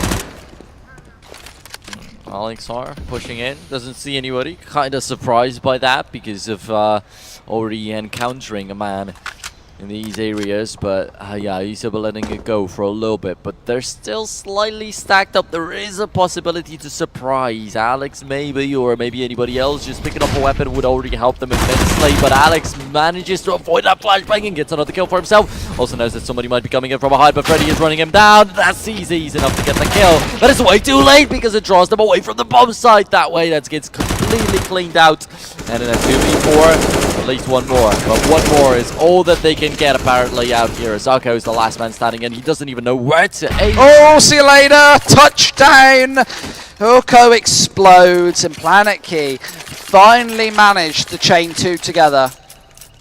Oh yeah, that's definitely a big achievement, talking about how the ending of the previous maps looked like. But Planetkey also in the very beginning of Cash were able to build up a 5-round lead. Is it also possible right here? And even if, then they weren't able to hold on to it, so it doesn't mean anything in the first place. Possibly as eSuba forced back saving again, the stack B is going to be sniffed out and read perfectly by the Planetkey side, who have elected to completely counter this and circumnavigate this CT side by rushing all of their players into A. And Krezi going to drop that bomb. Planetkey Dynamics looking at a very clean round here, and this is going to do wonders for their money.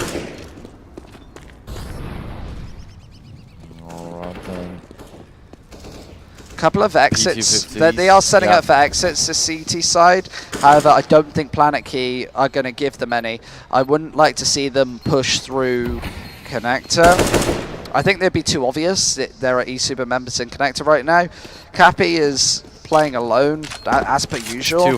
Too far, in my opinion. Yeah, however, Planetkey Dynamics, I think that they're probably going to keep all 5 players alive right now, especially since none of them are pushing into the Connector area. eSuba pushing out, trying to find a couple of these kills, but it's not going to happen as Planetkey put their 3rd on the board.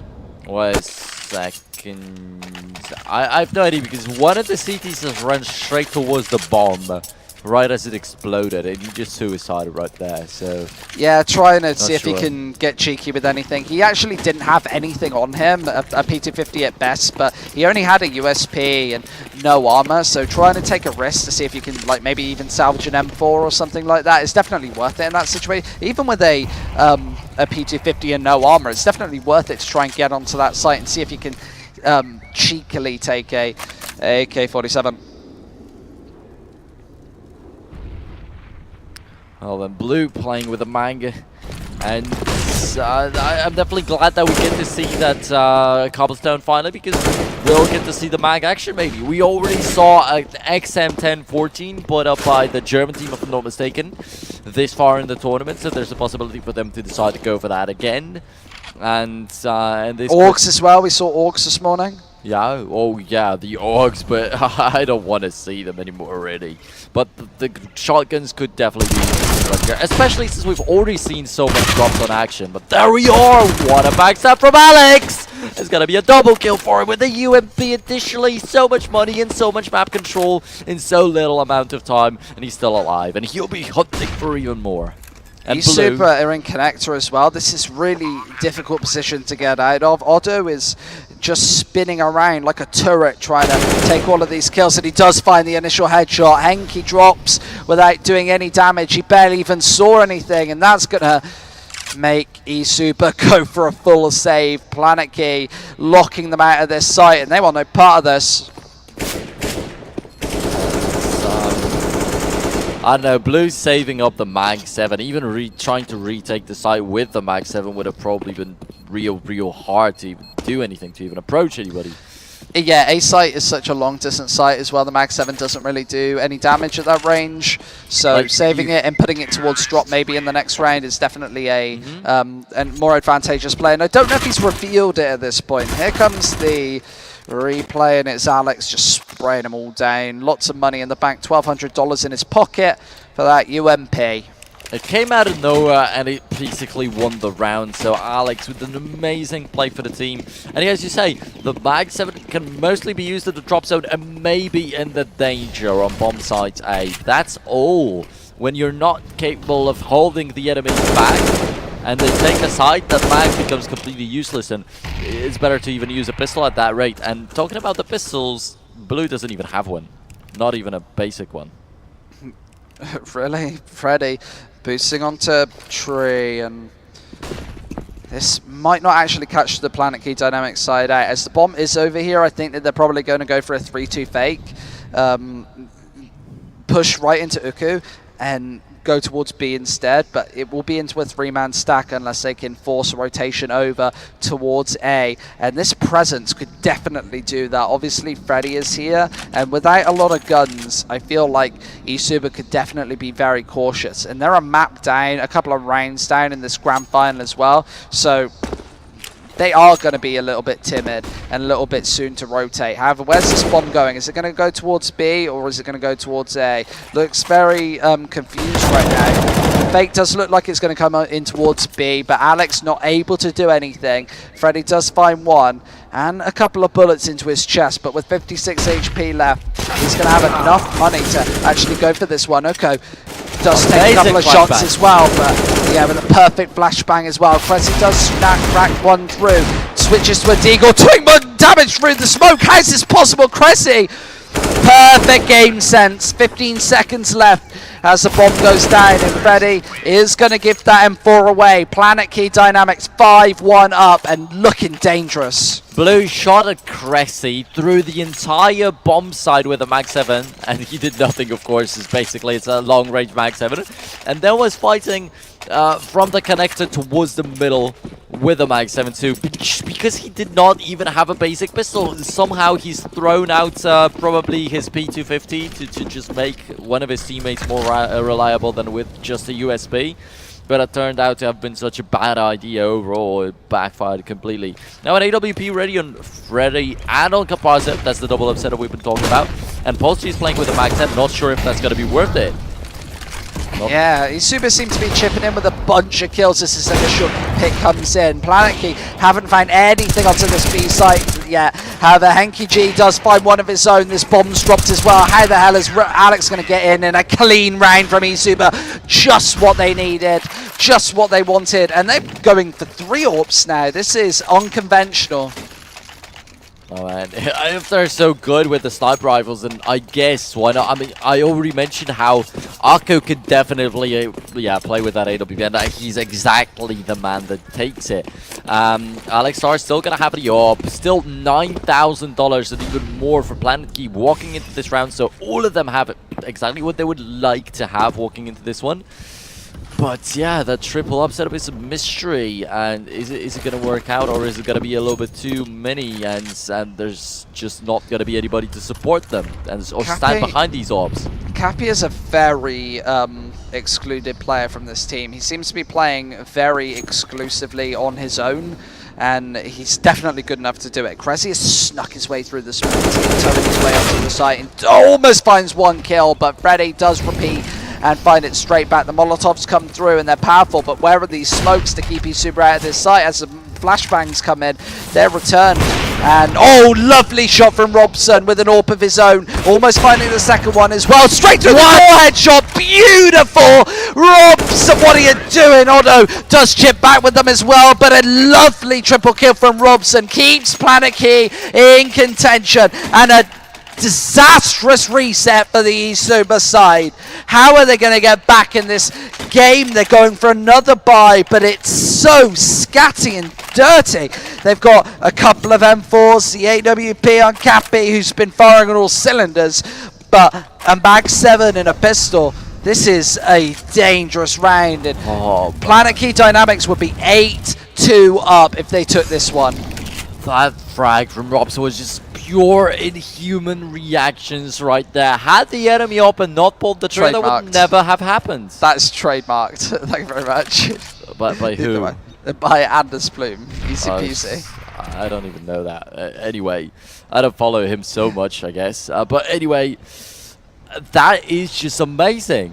Without the enemy pulling the trigger, he would never have guessed where to exactly shoot. But in a blink of an eye, he's just flicked and got that kill. There's the AWP down as well, so loads of AWP presence gone towards the A site, and Cappy is trying to play this fallen position, trying to get up close and personal, take all the information, if anything, up towards long, but he doesn't seem to be having that same sort of 1v5 impact as the SK in-game leader has.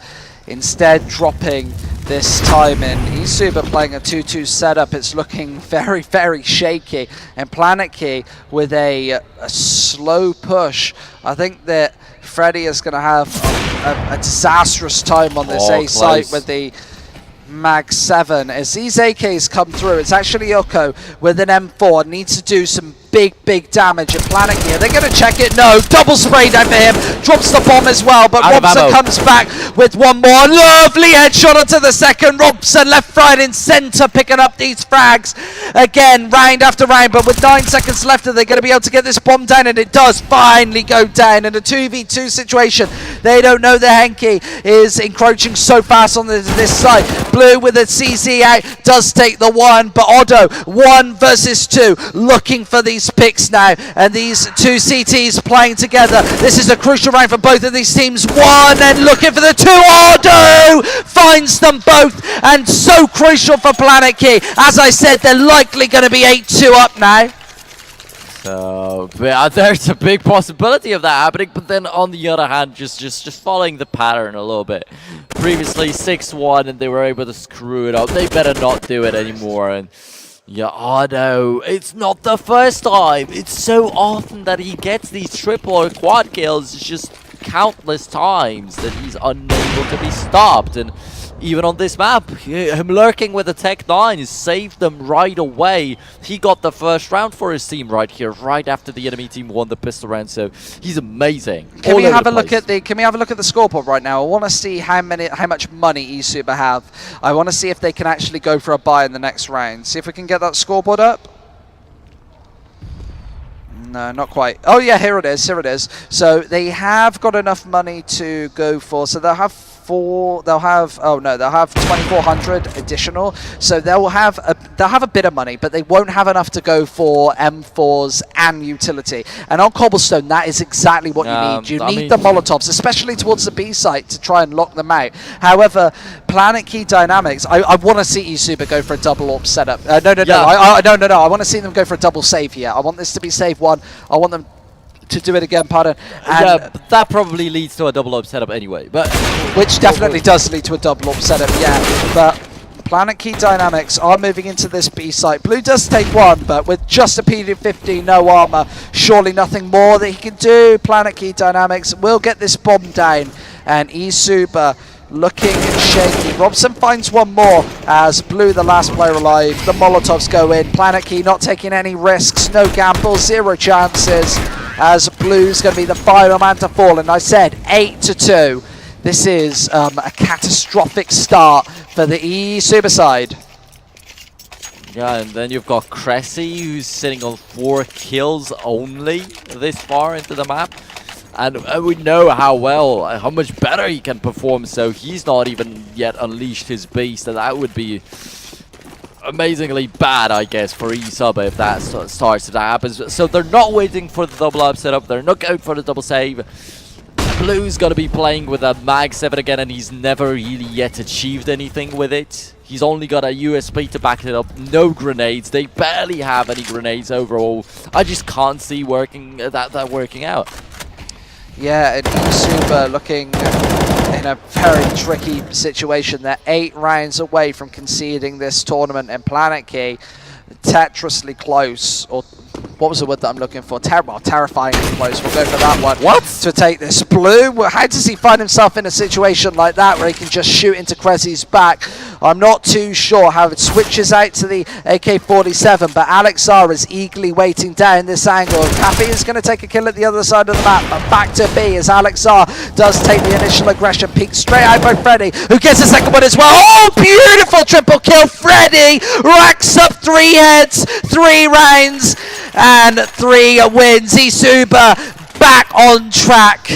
But see, that just really shows you, that underlines what I've just said. Kressy's not yet turned on this map. He's just completely off for now. And if Planetkey are to actually seal the deal in eSuba right here, right now, if they are to take Cobblestone, they're going to need all 5 members of their team. And that's actually the best part of them that I thought that they have walking into these later matches of the LAN finals. They are the most consistent people out of the mix. Like, eSuba sometimes are missing people, but that's the normal thing on them. If Planetkey walked through long there, they would definitely have to break up this crossfire, which is extremely unlikely with the presence of that orb. Alex needs to be the first man in and try and do the damage himself. Oh, looks for a headshot, but just misses it. Maybe straight through the tree, but Freddy does capitalize on Pulse's mistakes. 8-3 is the scoreline. He cannot make mistakes like that when the stakes are this high. 4-3 now as eSuba taking casualties thick and fast. Planetkey Dynamics need to regroup and actually go with this bomb. I think it is going to be the B play from them, but they do have the utility to perhaps make this one work. eSuba with just 2 players on this B site. Blue gets taken down and drop as well. This leaves the B site very open and very volatile to take. Krezzy is a headshot machine right now, finding all of these openings, and eSuba don't have any say in the matter. With only 20 seconds left, Planetkey Dynamics have to put their foot slammed on the accelerator. Otto does find one. Henke chips back, does take the one as well, but this bomb's going down and he can't stop it. Finds another one as well. Otto does chip back, but with Cappy, the star player, Otto needs to find a final kill to give Planetkey their 9th round. Is he going to be able to do it? Trying to play this head glitch angle though, as Cappy does make his way onto Statue. He's Tetrisly close to this A site, this B site, Statue area, and is he going to just hold down this defuse? He definitely can. Otto playing this one very passively, does take a couple of shots through, taps that defuse once more. The flash comes through, doesn't really do a lot, and Cappy gets caught with his pants down. 9-3 as Otto. The stakes are running high, but ice cold blood running through his veins. Yeah, I wasn't so safe when he failed the initial burst. I thought that maybe Cappy's just gonna paranoidally start shooting again, but it didn't happen. So luckily enough, no accidental kill, no accidental win from eSuba right here. But just take a look at what they have in their hands. We need to look at their economy. Nothing. We need to look at their economy though. They could have definitely bought up into this one, but I'm glad that they didn't. I think 10-5 is somewhat good enough. If they get the ball rolling on their T side, they definitely can work with 5 rounds. How it works. And we also know that eSuba need the double AWP setup. They need a good buy to take these rounds. It's pointless in going for a couple of mag 7s, putting together a scrappy buy and trying to make something work just brutally based off that. However, Planetkey, they're playing such a slow, methodical style of CS right now. I feel like even a double AWP setup is going to be abused by them, since they're taking so much information before they get onto these sites. They're reading the setup so well, and it seems like they're making really great decisions as to what site they're going to. They haven't walked into a single stack this whole map, and now they've got the weapon advantage. It should be an easy round for them. One more, and yep, that's a cleaned out site. The rest of eSuba are way too far away from there to actually create any kind of a problem, and it's all down to Krezzy or anybody else to finish off Blue, or rather more down to them to not give up a rifle to him, I would say. That CZ can definitely still be somewhat dangerous, and as we know, eSuba are aiming at the best possible buy going into the next round. So saving up a Kevlar and helmet is already enough. Then maybe getting a rifle with it would be perfect. Yeah, that's definitely what eSuba want right now, but you see Planetkey Dynamics aren't playing aggressive at all. They don't even really care that he's got the CZ and body armor. Blue is probably going to be allowed to stay alive. He's really peaking for a couple of, well, just a kill. Doing damage is pretty useless at this point when Planetkey Dynamics economy is running so heavily, and 10-3 up. They're just racking up the rounds, round after round. If we have a look at their money, they're going to obviously have a perfect buy into this one, surviving with 5 players, and whatever happens in this case, the 15th round is going to be another hard-fought battle for eSuba, as getting a 10-5 would be the best case scenario, but they're still quite a distance off, as, yeah, they've still got a Mag 7 in hand, and as the push comes through, Planetkey Dynamics seem to be giving nothing up. Don't worry. Kappa's got the AWP anyway, and he enables himself. It could be a massacre, although he's got no Kevlar, and they're definitely missing so vital points of equipment. But Caparzo does have the AWP. Yeah, he finds a little spot through that smoke, a little bit of a gap, and that's enough for him to punish. He's obviously the best AWPer in the building right now. He's the best AWPer who's been in this building all day. He's been showing us left, right and centre how we can open and close off sites. Freddy does find one more. eSuba trying to close into this 10-5 dream, which is doable for them. However, Planetkey Dynamics definitely don't want it. 3 players now encroaching on this site, and here come the Molotovs. Freddy has to back off quite quickly, but he is going to take a kill for it. Almost a second as well, as Pulse does find one back, but with the smokes up in Uku's position, very compromising. I'm not sure. Oh, he is actually going to go down. 2 headshots give Planetkey Dynamics a real look in here, and Blue's got a Mag 7 as well. No chance in hell of picking up an AK-47, so this is going to be a difficult and disastrous retake for the eSuba side. Need to do it off of the back of Cappy's AWP. He's been showing us some star performance all day today, but with a Mag 7 drop in, he's got to do it all alone, secure the 4th round, and I don't know if he's going to be able to do it. That bomb's already ticking down, and he's not got a kit, no body armor either. No. A disastrous crossfire for Planetkey Dynamics might lock him out of this site, and they're not going to give him anything to work with. Otto finishes him off. Cappy's no more, and eSuba might be facing off a 12-3 finish. And this is just a tragedy right here, what we're seeing. How can you get such a good start into the round and get everything so screwed up? So I'm not saying that they made some big mistakes. It was just amazing performance from Planetkey. Extremely controlled from the very beginning till the very end of this bomb site. They checked every single corner. They cut off the right positions with the smokes, and they just went 150% into this one. Henke trying to take some cheeky shots through, trying to counter the boost that Planetkey Dynamic haven't really been going for so far, but we see lots of teams actually do it. Fnatic love to go for that boost straight into Cobblestone. I think it's something that's rejuvenated their Cobblestone play, but Henke won't get lucky this time, as it's just pistols, and eSuba need to be going for those sort of like plays to try and find an advantage, especially with this little utility, this little weaponry on their side. Planetkey going to try and slowly and methodically try and pick this one apart. Henke does find one. Look at the second as well, just an inch away from finding a double. Close. As Krezi, is he actually going to go down to the Steagle as well? Henke's been so strong with it today. However, no, it is going to be traded through, but Krezi, he's been the opening god. He's moved onto these sites without little competition all through. We saw it on Nuke earlier, again here on Cobblestone, but what is he made of?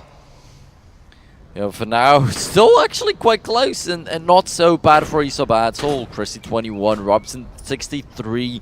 Not really sure if necessarily Cressy's going to be the best one to have that AWP on his hands at this state he's in.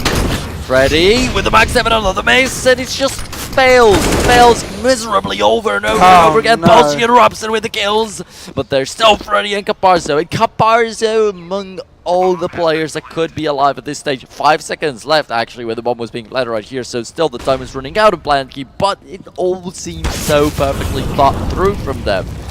And it feels like eSuba haven't changed anything up at all. They've been going for the same thing every single time. They've been caught out of this A site by the smokes, and Planetkey Dynamics utility usage has been perfect. Prezi obviously cleaning that round up, Sorry, a 12-3 half. But yeah, Planetkey looking so strong and might take this grand final in some significant fashion. But as I was saying, eSuba in that whole half didn't have any solid defense on either of the sites, but especially that A site. They had the two-man setup with Cappy playing there. If we have a look at his kills, he's on 6 kills, so he should be the star player who should be doing most of the heavy lifting, but he's doing absolutely nothing. And as we say, he's playing that aggressive AWP position towards A really crucial position, possibly the most crucial position in the whole of Cobblestone. It's designed to take all the information, find the opening picks as well, and he just didn't have that star impact that we expect him to have. eSuba do take the initial pick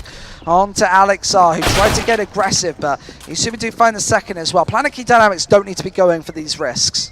Yeah, but basically this first kill that eSuba have taken was a little bit too easy. They've not really done the amount of damage they wanted to, and maybe they feel like it was a little bit of a waste. Maybe they have lost a little bit of faith into this one, but Polsky's going to regain it for the team. But Blue and Freddy just shot them down yet again. And eSuba, them winning the pistol round, they know how it can end right after. Planetkey very much like to force up, so that could be a danger. And this round's not over yet. Polsky is definitely going to want to get one more at least. I think we're going to have one final go at listening to the Planetkey team speak there. Nechci. Kde máčko?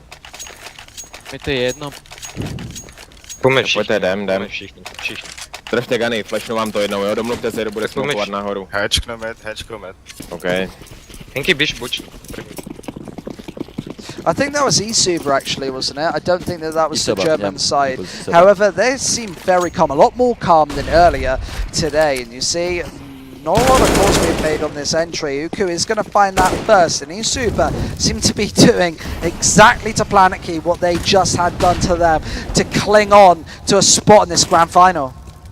They have an amazing T side, and we repeated it all over the day. And in my opinion, there's still a possibility for them to close it out.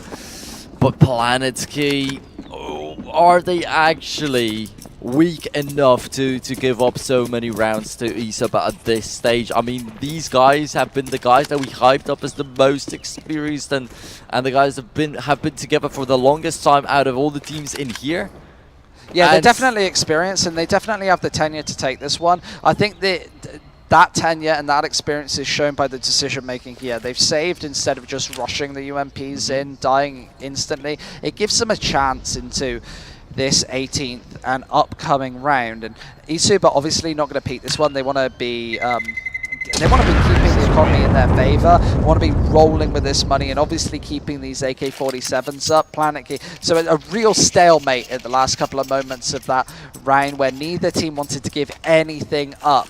And you just see Planetkey going for this same sort of buy, but investing nothing else onto Alex. He definitely wants that AWP though. Oh well. I would love to see a double AWP setup from Planetkey as well. I think that it really does favour them. Alex gets the pistol out, but the flash comes through, and he's going to be really taking control of. Does 50 HP's worth of damage to Freddy, but this A push is coming in thick and fast for the eSuba side. That Molotov's going to cut Planetkey Dynamics out of this, and another Molotov, a follow-up's coming through. The UMP is going to connect with a couple of shots, but it's only one kill, followed up by a second. But Robson being the last player alive with no chance, no hope in hell of making it onto this site. Okay, then Robson, very lonely, very sad right here, and even saving up from the previous round didn't help so much. And just going back to the first half scoreline, 12-3, I feel like it's been the result of what we've been saying even before the map started. Like, the economy is going to be very bad for eSuba. We know that that they want to go for that double up setup, but it just happened once. And it immediately got picked apart by Planetkey Dynamics. eSuba were able to win one round through that double-up setup, and then they lost 3 AWPs right after. That just crushes your economy, and they've never really been able to go for it anymore. But I also feel like you were right. would have been so much better at least 2 times to just save up one more time rather than play with a Mag 7 and a pistol. Right here, they're doing something pretty similar, but on the Planetkey side this time, deciding to go for the 5 rifles instead of save one more, go for the AWP, get Molotovs on their side. And I feel like Molotovs are so crucial on Cobblestone, especially towards this B site, which eSuba are faking. They're trying to bait out some of those nades, and Otto does find one. He's got the aggressive plat push, and taking damage through and not seeing any crossfire makes him aware that this push is possibly going to come into the A site, and the rotate is going to be made off the back of this. Pole's getting close to this dissipating smoke, needs to do some damage, but that flash comes through. He's not going to move at all, staying passive, staying firm to his hold. And as more and more flashes come through, he really isn't going to move at all. Prezi does find one more. Planetkey, if they take this round, it could be all over. They'd be just 3 rounds away from taking the LC. And Foles just playing very close to this angle. Prezi is looking to possibly do some more damage. eSuba know that he's playing right around this corner, but he's about to come in, and Cressy does find one, hold the spray down, doesn't do the damage that it's intended to do. 2 versus 3 as eSuba need to push onto this A site. Poles is playing right round this corner, up close and personal. Needs to nail a headshot, and he does. A big stage player comes up with a big stage play, and Blue up with a shot of doing this and misses some shots, takes some damage, and Robson finds the final frag. The Penta superstar comes in with the 13th round for Planetkey. Planetkey was still actually able to turn around and start shooting and leave the guy 23 HP before he started. That was ridiculous and too hard to take. eSuba should not be making these kind of mistakes. Blue should be using these opportunities. Anyway, though, as you said, just 3 rounds away from grabbing the 2nd Legend Series in Counter-Strike right here. Planetkey Dynamics, earlier on they weren't able to qualify for the LAN finals. This time they're right here. It's very much real for them, and they're reaching for the 1st place spot, but it's not quite there yet. I think what you just explained is an example of big stage shakes. You're obviously in a grand final, a couple of rounds from losing, and if you miss shots like that, just a couple of bullets off can be the difference between you making a big play, a huge 1v3 to keep your team in it, and coming out of the tournament with taking those 8 rounds that you otherwise would have. eSuba need to take this B site. All 5 are playing towards here. Planetkey surely coming in with this rotation quite early. Robson around this corner is going to come in with the 1st headshot. Otto holds down the spray, does find damage, but it's not enough to take a double kill. And in this 3 versus 2, eSuba are very, very low. All players with barely any. And this could be a huge nade. Pulse does find one, but as this bomb goes down, it's got to do a whole lot more. No more HEs for this Planetkey Dynamic side. As the flashes come through, eSuba got to hit some big stage headshots, and Alex coming round this corner shortly but slowly. Poles does find it. Cheers from Planetkey's side as they find the 14th round, and they're just 1 buy round away from taking ELC. Yeah, that might definitely be the case right here. And oh my goodness, what a round. Some great entries from Blue this side. He just immediately fixes the mistakes of the previous round, but it still is not enough. And I feel like you did not say that 1v3 by a mistake. It's exactly the situation he's been put in previously. And this time, exactly pretty much the same. Had he gotten a triple kill instead of a double, would have been around for eSuba. They would have been on their way back into it. It's the sort of round that Cressy was actually winning earlier, who now on the big stage, now we're in a grand final.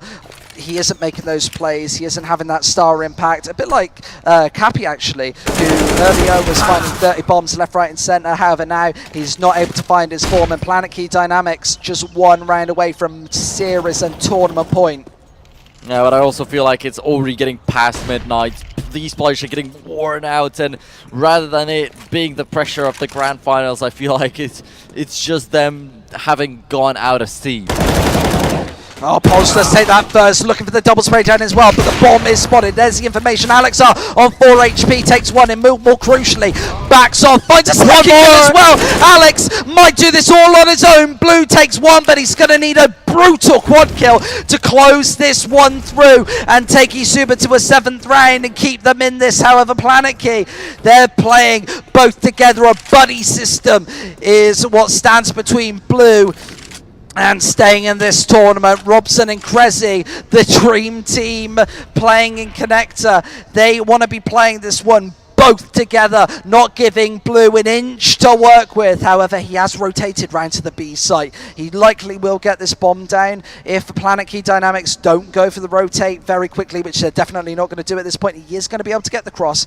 And where's he going to plant for? I think he's going to go all the way through, and he's checking every single angle on this B site. He hasn't been able to check Chicken Coop, but with 15 seconds left, Planetkey Dynamics does spot the one headshot out, gets an aggressive plant as well. He's going to be able to get an after plant position, but the rotate is coming in. Krezi could finish this one off.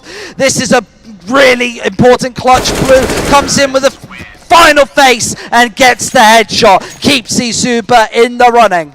And there's this brutal quad kill that you were talking about. Amazingly spotted out Robson out there. That's given him not only the equalizer, the 1v1 situation, but also saved him a little bit of time of looking for the enemies a little bit longer. And had he not spotted them out, he would be so afraid while planting the bomb that I feel like he would have just made the mistake purely because of the fear alone. And Akko now playing with the Tech 9, still not looking perfect for himself, but so much better than just Planetkey Dynamics, mostly with pistols alone.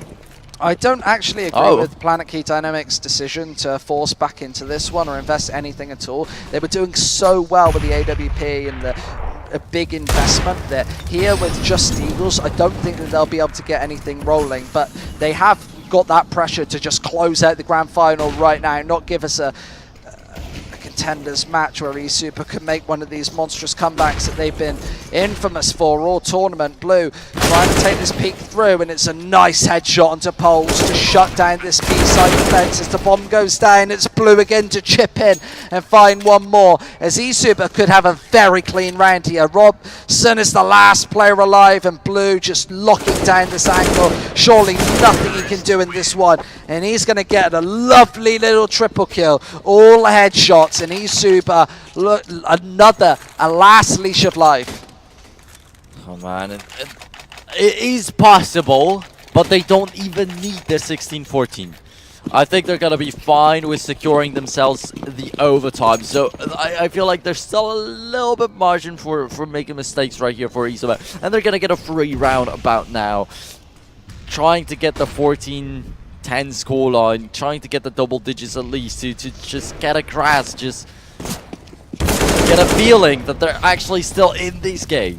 The problem is, it's the compromise for Planetkey Dynamics. Do they want to give away a couple of rounds in sacrifice for a better economy, a bigger buy, a double order setup, all those utilities, those Molotovs, or do they want to stamp their foot down, try and crush eSuba out of this matchup and out of this tournament right here, right now? And they seem to have gone for the latter, and it hasn't quite been working. I would prefer for Planetkey to just play their own game instead of trying to play into their enemy's hands and get edgy with this one. The Deagle doing all the damage, but of course it's only an eco round, and eSuba going to finish this one off. Pulse trying to do the best he can do, and he is doing the damage as well, but it's not going to be enough to take their match and serious point, as eSuba do take their night. And they are getting really close to a comeback happening here. If you think about it, eSuba are probably just 1 or 2 buy rounds away from closing this score, 3 at most. Yeah, that definitely is the case right here, and that's what's scary to Planetkey Dynamics, because they already managed to lose all their advantage on the previous map on Cash, so they very much know it's possible.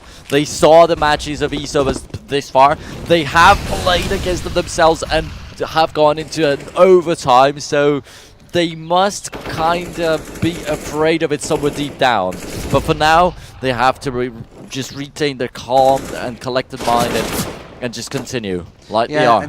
And a difficult comeback still for eSuba. They obviously have the momentum, the wind in their sails right now. However, Planetkey Dynamics going for... Oh, what a brutal headshot! Blue annihilates Pulse on the peak, and eSuba got to be feeling it right now. After entries like that, Planetkey Dynamics, they can't be doing very well mentally. But these AKs, a couple of them are low. Blue and Uko have taken some damage, but these M4s definitely do need to chip through and do some damage. Capso does take the headshot from behind. Great trigger discipline, finds the second as well. Lockdown connector, and Planetkey Dynamics possibly going to be conceding double-digit rounds here on Cobblestone as well. Yeah, they are starting to clean it up, and more swiftly. From round to round, it just becomes more smooth, and I feel like Cressy might still be able to pick off like one kill for himself. Oh, and if it's an AWP, could be quite handy. And how close are they? Oh, he might as well be able to save it up. That could be valuable to Planetkey Dynamics. I think he's going to be able to scuttle his way up tower, evade detection here in eSuba. I don't think that there's anything that they can do apart from like pile nades in. They haven't got any nades, so I don't think that they're going to get to him in time. Cressy might need to hit one AWP shot onto Freddy, who's approaching pretty quickly, but it is going to be that shot here. Wow. And the AWP kept in his hands, so Planetkey Dynamics definitely have something to work with. Not bad for sure. And there's a pause, and they really need that pause. I mean, what can they do with 3,000 each? They do have that AWP, but it would be a complete waste to just play the AWP and nothing else, right? Yeah, I want to see what Planetkey Dynamics are saying right now. I want to see if they're still doing that composed style. So can we have a listen to their team Tesla habe speak? ich noch. Ich gehe noch auf 5-7. Macht jedes Talking Mal about wieder pistols, Entry-Picks. 5-7. Spielt jetzt einfach bitte zusammen und versucht mal am B Anfang Kontrolle zu holen oder so. So y'all gonna go Ihr for habt the bisher squad auch noch save. nie A eingenommen. Also ihr braucht eigentlich gar nicht Wir riskieren. müssen aber auch Baum boosten. Ich merke gerade, die haben nie einen Baum gemollied, wenn ich ehrlich bin. Ja, und der kommt auch immer alleine raus. Komm, wir ficken die jetzt, okay? Okay. Auf geht's. Aber lass uns Nächste nächste Runde, Runde in nächste der Runde. Wache von ihr. Warte, wie viele Lose Bonus haben wir? Wir können ein kleines Kevlar kaufen, alle. 3, 4. Ja, holt euch eine Pistole dazu. Auf I keinen don't Kevlar. think that we're seeing the same sort of calm setup from Planetkey Dynamics as we were mentioning earlier. Yeah, it feels kind of like they're a little bit more desperate to come up with an idea for this round, especially because it's just such a hard situation that they find themselves in. They have to balance out how much money they spend and how and where they put all these pistols, the ones with the Kevlars especially, because if they just lose this round downright, the AWP is going to be useless. They appear desperate as well. Going for those 4 spies earlier definitely seemed desperate. I think that's very much the word that we're looking for here. And a fast push from eSuba definitely could be counted out. There's one headshot dealt, but Otto has to come in with more than just that one deagle.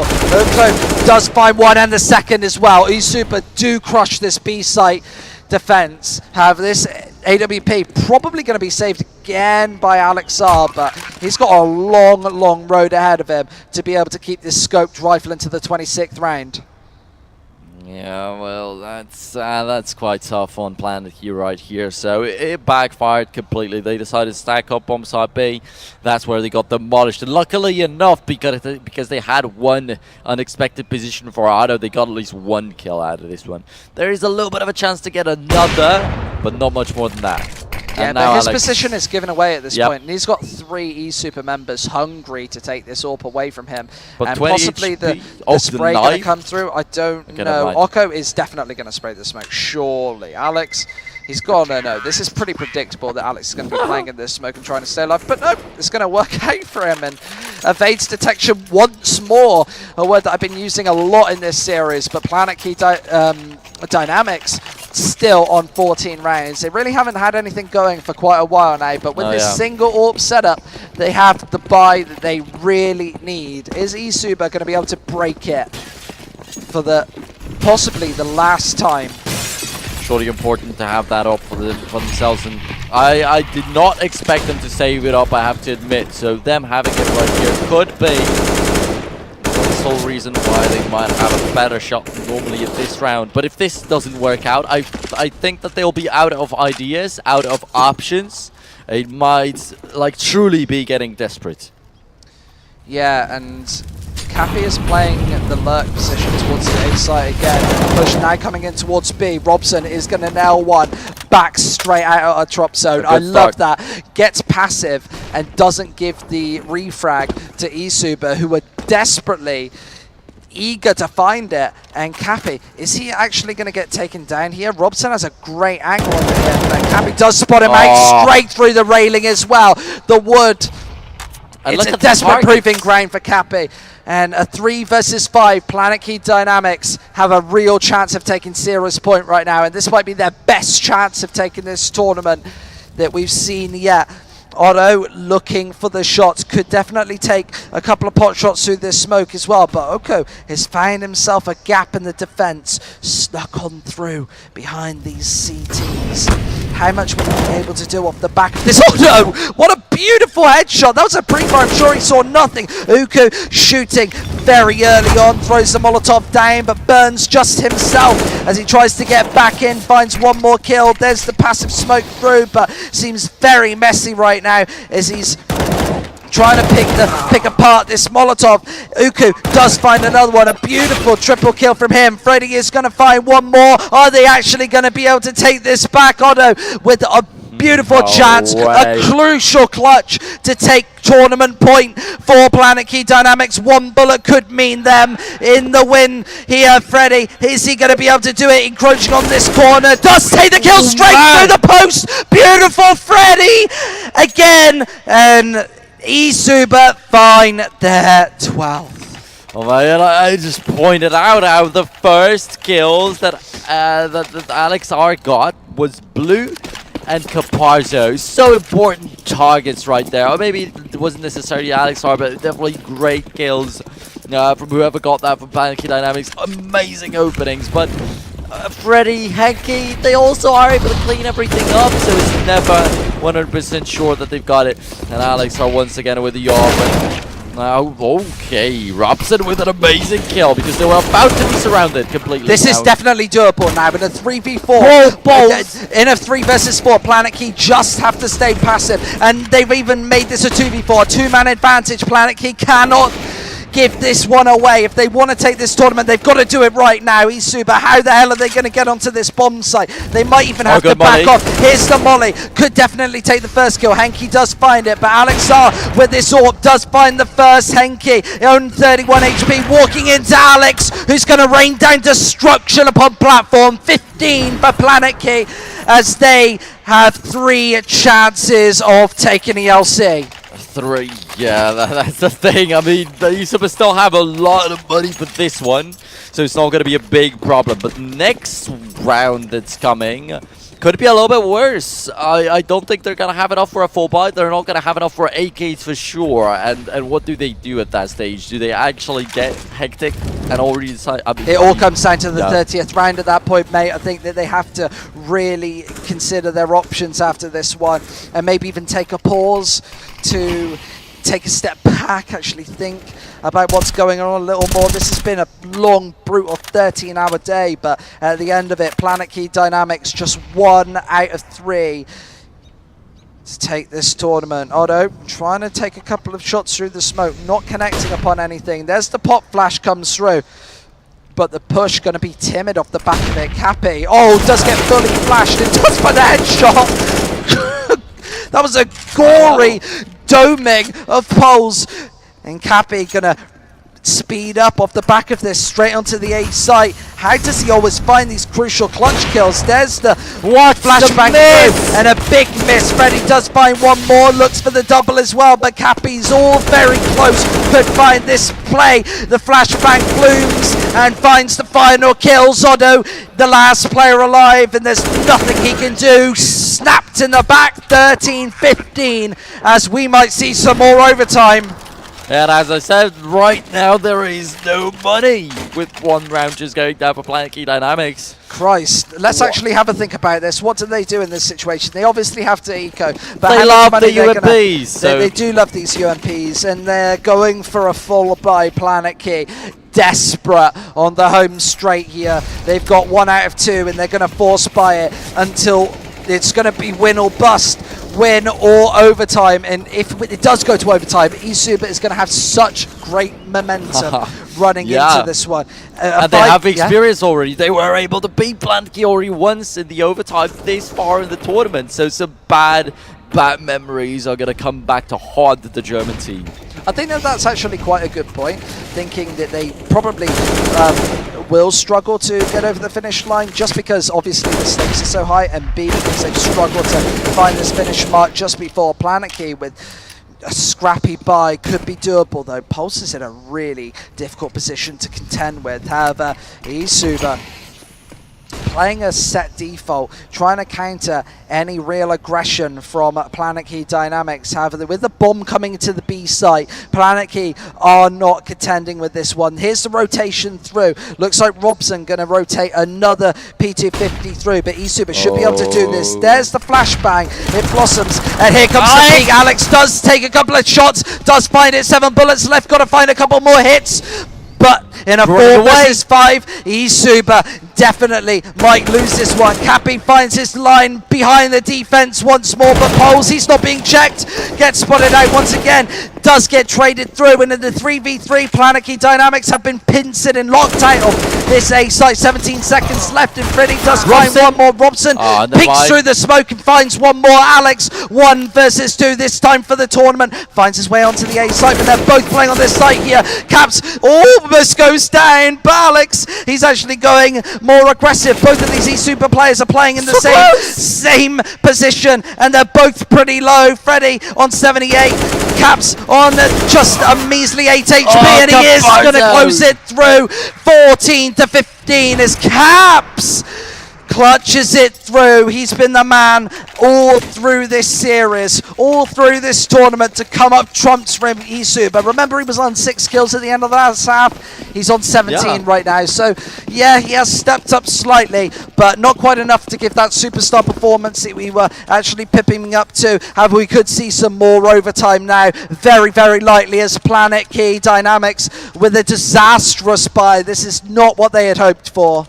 And this is eSuba's T side, basically. No matter how badly they lose on the CT side, they're always going to be able to make the comeback on the T side. And that's why it's so convenient for them to start defending. And Paul G, it just looks so poor. It just looks so demotivating. But then there is that side little possibility of still pulling it off with the 5 cents. But I don't imagine that happening. Yeah, we've definitely seen it before. It's not out of the realms of possibility of coming up in the final round of this tournament, but it is going to be a B play, and Planetkey are not in a great position to punish this. The B push is going to come in any second now, and Planetkey are in a horrible position. They've played multiple players up towards A. However, the shots are coming in with the AK-47. Cressy does find one, a crucial kill, and no backup there. These pistols do find a bit of damage. Freddy down to 4 as well, as Planetkey, the rotation is coming through, but it's very slow, and Cressy got to nail it down. Does find one more with the AK-47. Is he going to be the man from start to finish to find this one? The bomb still isn't here, but it has got 30 seconds left. Uku does find one, spraying more through, but missing. Both of these Planetkey members are low, as more damage is done, and 2v2. Freddy so low through the smoke as well. Otto got to do it 1v2 all alone, and he is rotating right back in the smoke. Caps, is this bomb going to go down? It is, but he misses. Picks up an AK-47 in response, and eSuba just what a headshot just through the corner of the smoke, and eSuba clutch it to overtime. We're going to see some more cobblestone. I mean, Cappy closing out both the rounds at the very end of the map when it matters the most. Where have I already seen it? Planetkey Dynamics are getting upset by this very same guy over and over again. And how long can it last? And eSuba kicking off on the D side here in this overtime. I don't know. These guys are just so strong in their T side. No matter what map, they can secure the 3-0. Okay, I feel like Planetkey's economy control was really weak. If they can actually win this first round of overtime with the full buy, then this could definitely be a big win for them. eSuba 15 to 15. How did they clutch this one? Back at the comeback kings, throwing Molotovs through, and this is definitely going to be an A take at this point. Oh no, they are actually rotating over. Planetkey Dynamics have such a lock A hold, and you can see they're a bit weak at the knees, throwing Molotovs at unconventional angles. Wondering if eSuba have got cheeky and actually already made their way up. This B push is about to come in, but with the bomb held back a little bit, I feel like eSuba do want to take drop control and then work it off that and then work the bomb in through. This even could be an A split at this point. eSuba have so many damn options. However, I think that they're just looking for this opening pick, but eSuba gotta know that this is coming in. The boost onto tree also in play as Planetkey Dynamics want to be changing it up. Oko, is he really gonna miss this? Alex does hit a crucial shot, and he's looking right down into main. eSuba is really locked in into this position right now and have to get back out into connector. And Uku does find that shot. Looked like a free fire, but Otto is going to find one more. Drops the bomb as well. This could be huge for Planetkey. Do find 1 and 2. Hanky needs to go down now, and he does. Planetkey locks it up, and surviving with 4 members as well is crucial. They're going to be able to buy in all 3 members, all 3 rounds of CT overtime. It was so impossible for them to secure a round like this for so long in the regular time. Why? Why did they just not decide to actually save up for proper buy-up? As we were talking about earlier, they were just seeing their nightmares again from earlier, letting eSuba take too many rounds, but there's no correct answer when you lose, is there? Like, you can always criticize somebody for the opposite side. However, the HEs are coming in, and you can see the shakes, the big stage shakes, as we've been branding them from eSuba, missing like the majority of their mates in this position. And I feel like when that comes into play, the big stage players like Capsy, like Krezi, they're going to be the ones to benefit, since they're the players with the most tenure and overall the most skill. This B push is going to come in soon, but is Otto actually going to peek off the back of this? Hanky is needing to get this shot in, but it's not happening just yet. Planetkey, they've whittled down about 45 seconds off this clock, and Otto, what a beautiful shot. How did he know Hanky was going to be playing that position? Takes a spray on through as well, does a little more damage, but Freddy, he's not dealing with any of it, just hiding behind the box before this push is going to come in. And eSuba needs to move on to this site now. They have taken drop control as well, but here come the Molotovs. Planetkey Dynamics don't want to be seeing another map. Otto doing all the work himself. Capsy has to be taking this 1 versus 4 at this stage. The statue position so difficult to contend with, and he almost finds that shot just an inch away through the smoke as well, trying to reach anything that he can, but Planetkey aren't giving him an inch to work with. Capsy, how is he going to get onto this bomb site? He has got the bomb, but with only 10 seconds left, this is surely going to be the 17th round, and a strong CT side for Planetkey as they move over. It's either going to be 17 or 18 rounds for them, and eSuba, they're going to need a near perfect CT half to be able to take this to a second overtime winner. Yeah, that's the thing. Planetkey, they've not even started the last round of the first half of the overtime, but I can already safely say they are in the comfort zone. Only taking the 2 rounds is already enough. Now sealing the deal with that 3rd one would be amazing. And Freddy and Caparzo are playing with Tech 9's Cappy with a Tech 9, the guy that they've been relying on for the past 10-15 minutes. He's gonna be slightly less visible. 10-15 minutes, more like 10-15 hours. This guy has been on form all day. They've been relying on Capsy all day. And not for this map, really. I guess not for this map, but Blue does find that initial frag. They have shifted their attention over towards B, and eSuba have a really good option to actually get this one in. Capsy, he's actually going to be taken down. Deals a headshot with the damage, and Otto straight through the smoke, takes 1, deals damage onto the 2nd. Freddy's low, and he's just doing so much blind damage right now. Almost finds another one. His mind's eye is perfect for trying to get these fast frags, but Oko has found its way into this A site, taking these initial engagement. Krezi and Otto, I'm sure that they're not going to be able to make it into A as this bomb drops. Planetkey surely out of this one, and 17-16 will be our final scoreline unless Otto can go absolutely massive, and I very much doubt that's going to happen. Planetkey, yeah, taking 2 out of 3, and does take the 1. Look, turns around, 180 for the 2nd one as well. Hanky has to stay alive for a little while, and now does spot out the shoulder, and he is going to step out. Balls of steel, takes the 3rd out of 3 for eSuba. Only 1 round in overtime for them, though. Not good enough. Not too bad though. Yeah, really a good try from Mata right at the end right here, because he almost killed Freddy when he was aiming down the middle. He just stopped the spray down a little bit too quickly because he thought that somebody's going to start shooting at his back. But yeah, as I said, Planetkey are not unhappy by what they achieved right here. eSuba's first half has been completely horrible. Can they actually come back and show something on the CT side after all? Blue bude pod oknem a bude jenom poslouchat ten drop. A vy půjdete 2 boční, Henkyho po boční. This is eSuba again. They're sounding calm as always. Oni tam chodí před tu boční, kdybych skočil do molotovu, když mám nejlepší spawn.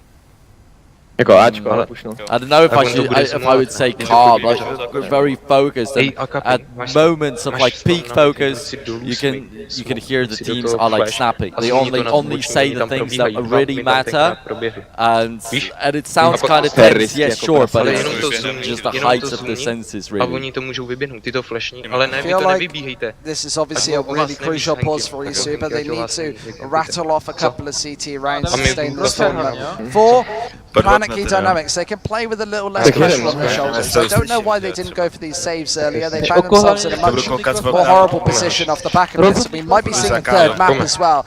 Remember, this is only 2 of 3 if eSuba do manage to take this one. We could be up for a very long night of Counter-Strike. However, the Planetkey Dynamics side, they've gone for 5 AK-47s. Are they really going to go for a fast push off the first round of overtime?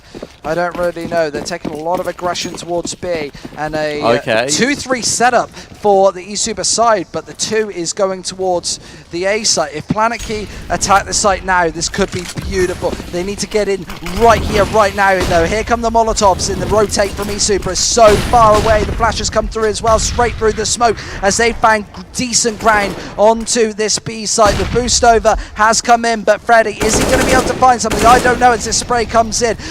Pulse just an inch away from finding that headshot. It's Robson trying to down. What a beautiful spray down. Double, triple for him. A beautiful play. Robson picks up everything. And these final 2 players from the eSuba, how are they going to get into this site? How the hell are they going to do it? Robson, as we said, the Penta player, balls of steel, does finally go down, but Poles in an unconventional angle peeks out and an unconventional time and takes down one more, and Henky forced to go for this. Otto's got full HP, Alex is low, and this bomb is, ironically, hasn't been planted for all too long, but Henky caught in confusion as Planetkey 1 round away. They've got 2 more opportunities to take this one back, but they've got perfect money this time. Oh man, this is just amazing of a round from Planetkey Dynamics. They hit the mark perfectly with this fast push towards bomb side B. And I don't want to reveal that. I don't want to risk the players hearing or whatever, but eSuba indeed, we're talking about like a window or a drop zone kind of setup. So I expected them to focus that a little bit more, but it was only about 1 person and they risked it very much by pushing that bomb site A, and it backfired so much. eSuba trying to maybe put a couple of shots through the smoke, maybe take a tip out of Otto's, but the push seems to be coming in towards A. A crucial miss for Capsy at that position, and might be the mistake of the match that he makes. Blue does chime one back. Planetkey have moved quite effectively onto this A site. Does get caught in the back by Freddy. However, this rotation's already came in. A 3-man defense by eSuba probably will be enough to take this, but tapping away at the head. Krezi misses. Is he actually going to find this? Does find one more. That's Blue going down. Levels it back to a 3 versus 3 in the Molotov. Catching Henky out of position. Uko goes low as well. Henky does find one, but the trades back and forward, and Krezi with a triple kill. Is he actually going to do this single-handedly? Krezi does find one, but it's him versus Otto. The clutch master himself needs to come back. Trumps one more time. The bomb in hand. Needs to get onto this site, but Freddy, he's been spotted out. Tries to go for it. Missing. Goes around, and I think eSuba should be able to clutch this through. Freddy does find it. 1 more round for double overtime. 1 more round. That's just so tricky because it's so close yet so far. Is it actually going to be possible for eSuba? Amazing of a clutch, ready overall. Getting that backstab, pushing through bomb side B. Nobody's expected that. That kill could have been what made it. Yeah, and you see that eSuba have taken so much damage in both of these preliminary rounds that they are forced onto a FAMAS, a UMP as well. And that UMP from Caps is going to be forced towards the mid area this time. It's pretty impressive. Oh, a beautiful double spray down. Freddy doing everything himself, looking for the third as well, and he is going to wrap it up. A beautiful play to secure eSuba a 2nd edition of overtime. Oh man, and they just want to extend this map as much as possible. The previous one finished with a scoreline of 16-14 here, getting into overtimes. This already is an amazing grand finals, and it's not yet even over. eSuba, they didn't have such a good start on the T side in this previous overtime. Oh my goodness, that's not good. That's not good at all. Blue kicking off with a little bit less HP, but anyway, I don't know how to rate it, because in regular time eSuba had a very bad CT side. Here it seems okay, while on the T side they seem to struggle a little bit more. Yeah, both of these teams really struggling to close these matches out, especially what could be either what is either the final or the penultimate map of this tournament. Alex has found his way all the way up long and definitely could be on site to get a great entry here. A gap in that smoke, maybe purposeful for Capsy to try and bait Planetkey into peeking this angle into his AWP, which is playing from truck. Cressy, this is going to be the worst place for him to actually go for eSuba if he finds Blue as the first guy. Yeah, if he moves all the way down, obviously Fred is in a difficult position as well, so whether Cressy or not can take a kill is really important here. He does move down into quite a difficult position and quite a contagious position for eSuba. Needs to actually take care of Cressy. However, he's been an absolute machine from start to finish, so if he can rack up a kill or two in this position, could definitely work out in his favour. Smoke's placed down, but Freddy is on this site. He's been perfect on the CT side. Otto does take one through. The pre-fires come on through as this push comes in. Henke, almost a double spray down. Cressy does drop, but Robson being the last player alive versus 3. Only 8 seconds left. I'm sure there's nothing he can do. 5, 4, 3, and he's gonna drop. eSuba take the lead for the first time in quite a while. Blue starting the round with 39 HP, 60 less, and manages to get a double kill and still survive for so long until nearly the very end. This is disappointing slightly for Planetkey to not be able to find a kill. Of course, they did not know anything about it, but just at the course of these smokes, they've been skipping each other and stepping on their own toes, actually. But weren't able to spot out the guy, and that's a little bit unlucky. Now, the advantage for eSuba is definitely an amazing beginning to this second overtime. This could be what actually puts them over the edge. Yeah, and maybe this means that ELC should have more best of 3s, because this one is really proving to be something special. eSuba with this standard buy once again. They've got a lot of Molotovs and they're holding them back until what should be the push coming through. However, Planetkey have taken long control. The bomb is over there, but they're aggressing on multiple different areas of the map, trying to make noise over towards the B drop zone area. However, Freddy being boosted up. This is a difficult position to contend with.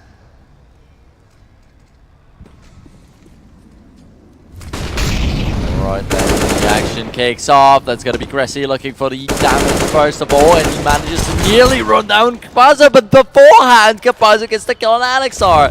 Aka right after finishes off Cressy. It's a 5-on-2, and Polshiona now it has to end up dead. A clean sweep from eSuba, but these guys really want the third map. They don't want to step down just yet. What a clean CT side streak. I think that this is 5 in a row for them. With when they've got that money rolling, eSuba have been really, really strong. Both of these teams, I think it shows how poor their economy management was early on in the series to give each other a look back into this one. Obviously, you want to keep the pressure up and you don't want to let the enemy's economy run too much, but it's a double-edged sword at this point. The UMPs and the Tech 9s will come into play for Planetkey as a couple of AKs do surround this. Capacity is going to find the one, but he's being chased down by Cressy, who is going to find this one. The UMP is going to do the damage as well as Planetkey. They're actually going to burst onto this A site with barely any weaponry. It's got to be Oko to try and hold it down. He only gets one though, as this bomb does get dropped. Freddy and Blue, players that we haven't actually seen too much on in the clutch, have to do it alone and find their way in. The Molotov's going to come pouring in, but that's all they've got in the way of nades. And it's got to be just sheer bullets, and as you said, the Molotov's doing absolutely nothing, not even reaching the A site. Here comes the peak. Poles maybe being a little bit scatty, not going for it just yet, and Krezi playing up close and personal. Freddy and Blue, how are they going to get back into this site through the smoke? Is going to find the one, looked for the second as well. Otto needs to find this, but the bomb's sticking down, and Otto's going to find it. Planetkey at least put one on the board. And with that, they secure themselves a little bit of a chance, definitely, because with 3 in a row going the way of eSuba, we might have already started talking about a GG, but everything's up in the air still. Everything's still in the cards. We're going to get to see an AWP on Alexar, and I feel like it's been such a long time since Cappy's actually gone for like solid AWPing for longer than just a minute. Yeah, look at him. He's not going for the AWP now either. It's Freddy instead, the secondary AWPer on the eSuba side. This is really worrying to not have your star player feel confident enough in the grand final to go for an AWP. You've got to be really worried with eSuba. But changing it up here definitely could work. It may be having an AK in his hands.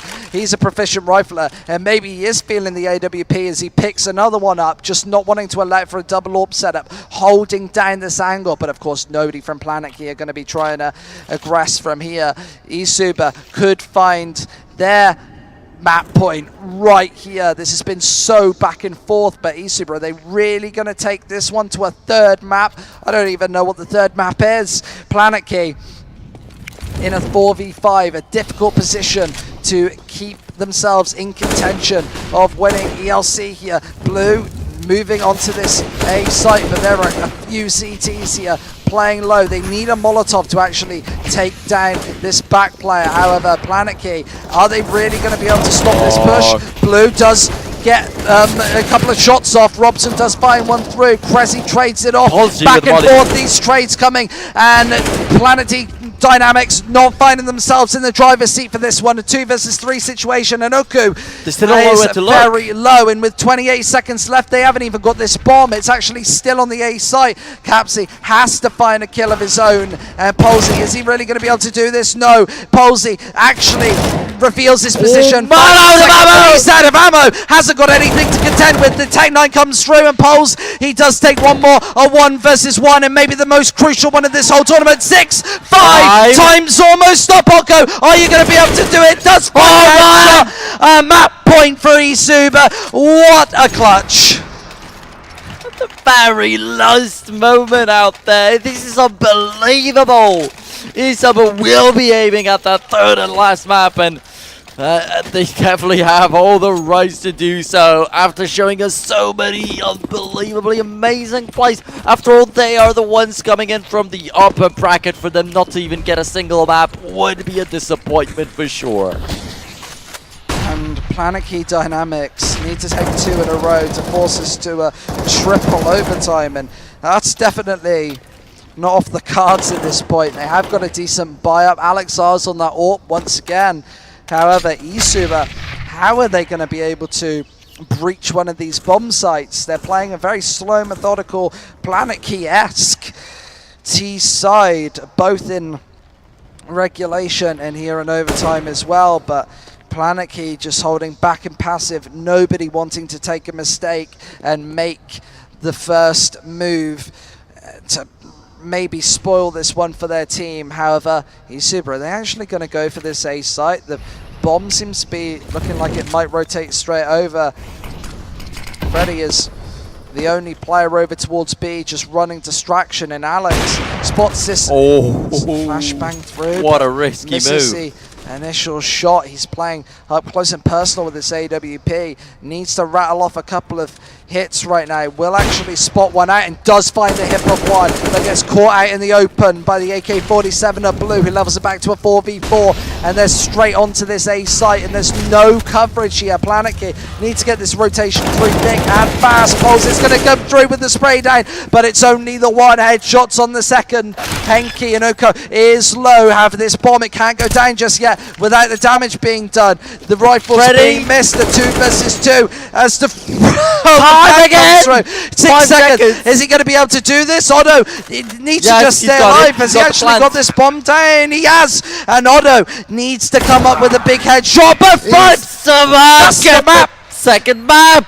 That's the map for eSuba. 22-19, and we've been seeing great Counter-Strike, obviously, back and forth, but chaotic Counter-Strike in the end just then, and unbelievable stuff. Unbelievable. Like, actually stay alive. As you say, this is just completely unbelievable. Planetkey, they had so many opportunities to close out the map at a regular time. eSuba made the comeback into the overtimes, and during the overtimes, Planetkey could have won the first one, yet they still lose it all. Amazing, but not all. I mean, there's still the third and last map ahead of us, but this was the ultimate opportunity to just grab the victory and take the main prize money for the first place, and also already be lifting the trophy. Instead, they're going to have to sit here for at least 1 more hour. Yeah, we've got one final map here today. The final day going the absolute distance. We're not going to even get home tonight, are we? Either way, something that I want to touch on is Planetkey had 6-7 match points, 7 tournament points, and they were unable to close it out. I do want to go to a break to give us a little rest before the third and final map of this best of 3.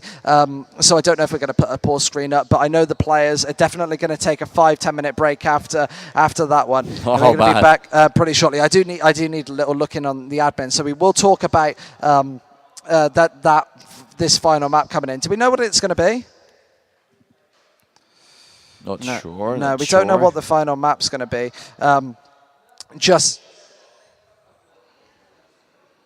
Okay. Sure, right. We're going to go to a quick 5-minute break, but don't go anywhere because we'll be right back with the third and final map of ELC.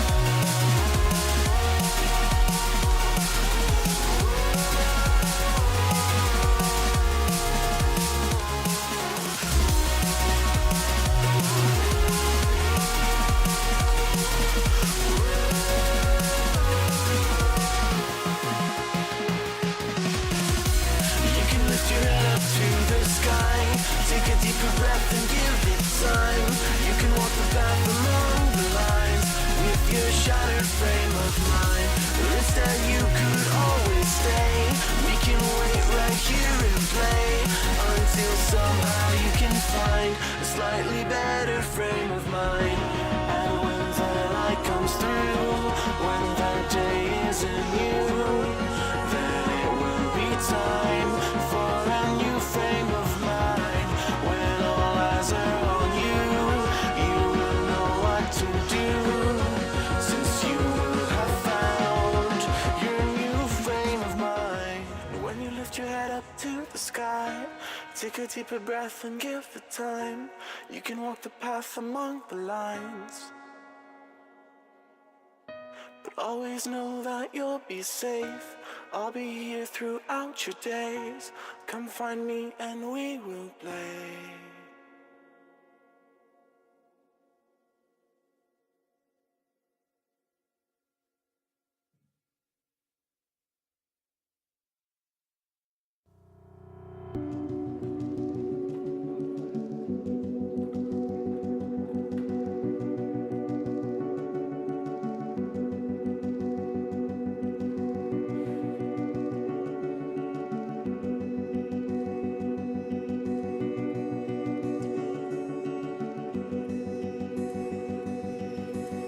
You paint a picture in my mind.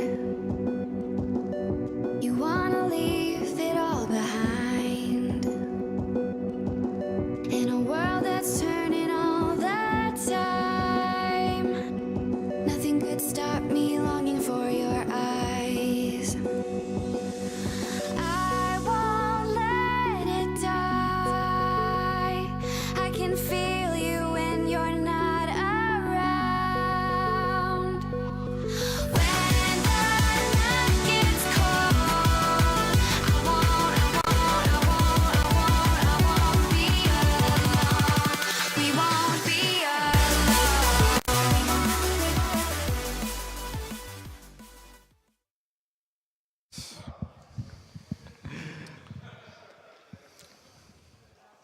Oh man, welcome back. We are so fired up for the last map of these grand finals, and you just gotta love these tweets that we're getting from the fans. I mean, the Czech fans are on fire right now, and I'm quite sure that the organizers don't know what we're showing, but these are some swear words in Czech actually, but only the Czech guys are gonna know it. Anyway, though, it's amazing, and I mean we can already use some strong words, but as these finals got into its pinnacle, and we had some overtimes this far. eSuba versus Planetkey in the first match, in the first encounter today, we had 16-14s.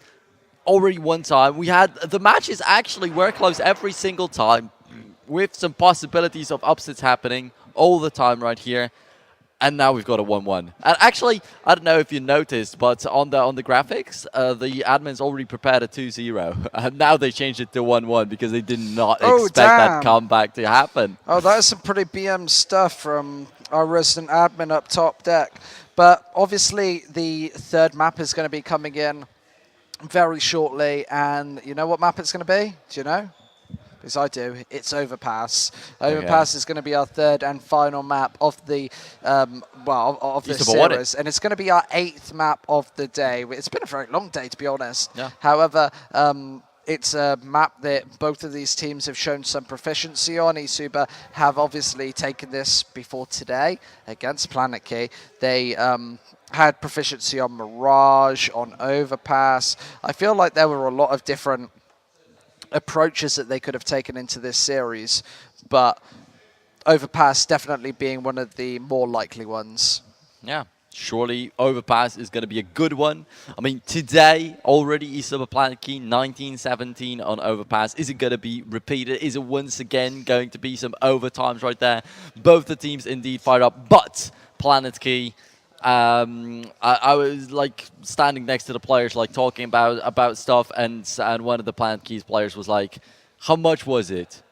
12-3, 12-3, actually, really?" And we lost it. He was like, "Oh." Yeah, they were not happy about that one, and I just bumped into a member of Planetkey in the corridor, and I said to him, "Oh, by the way, mate, what's the final map?" And he was just like, "Overpass." I just like closed the door. He definitely didn't want to be doing much chatting. Okay, I mean, he still just doesn't want to lose any energy on anything outside of the game. At this stage, it goes down to who's the survivor, who's able to just survive so many hours of non-stop gaming. For Planetkey especially, they've been going through the losers brackets. These guys have played the matches before. eSuba had a little bit of time to cool down, and maybe as Caparzo said before the match started in a pre-game interview, maybe they were not as warmed up as Planetkey, but it just shows. After the first map, they got that warm-up, and they grabbed the victory on Cobblestone. And it's just so unbelievable, really, to think about it. 3-12 after the first half, but their T side is just magic. They can always make it back. And as I mentioned, at like 14-10, I said that eSuba don't even need to close it up right here. They have one more round of the mistake that they can make, that one single mistake, and they only made one. 15-15, take it to the overtime, take it to another, grab that victory. Right now, I'm not sure if it's going to be right what I'm saying, but I feel like eSuba are going to be more on the roll. They're going to have the momentum.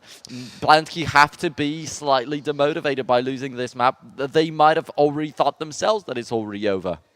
Yeah, I definitely feel myself that this matchup is definitely not over. I don't think it's over until somebody really closes the game out and like reaches that final round, whether that be 16 rounds or 19 rounds, or as we just saw, a double, triple overtime. I feel like Overpass could really go the distance as well, funnily enough. I feel like both of these teams have an issue with closing series out and closing maps out, closing matches out. I feel like eSuba do have a slight advantage going into this one after such a big comeback. Obviously a 12-3 comeback to keep yourself in this tournament, and you've got more Counter-Strike to play. So perhaps they've played their whole heart out in that second map, and when we come through to Overpass, they're not going to have as much to like in the way of putting up to this, especially their CT side.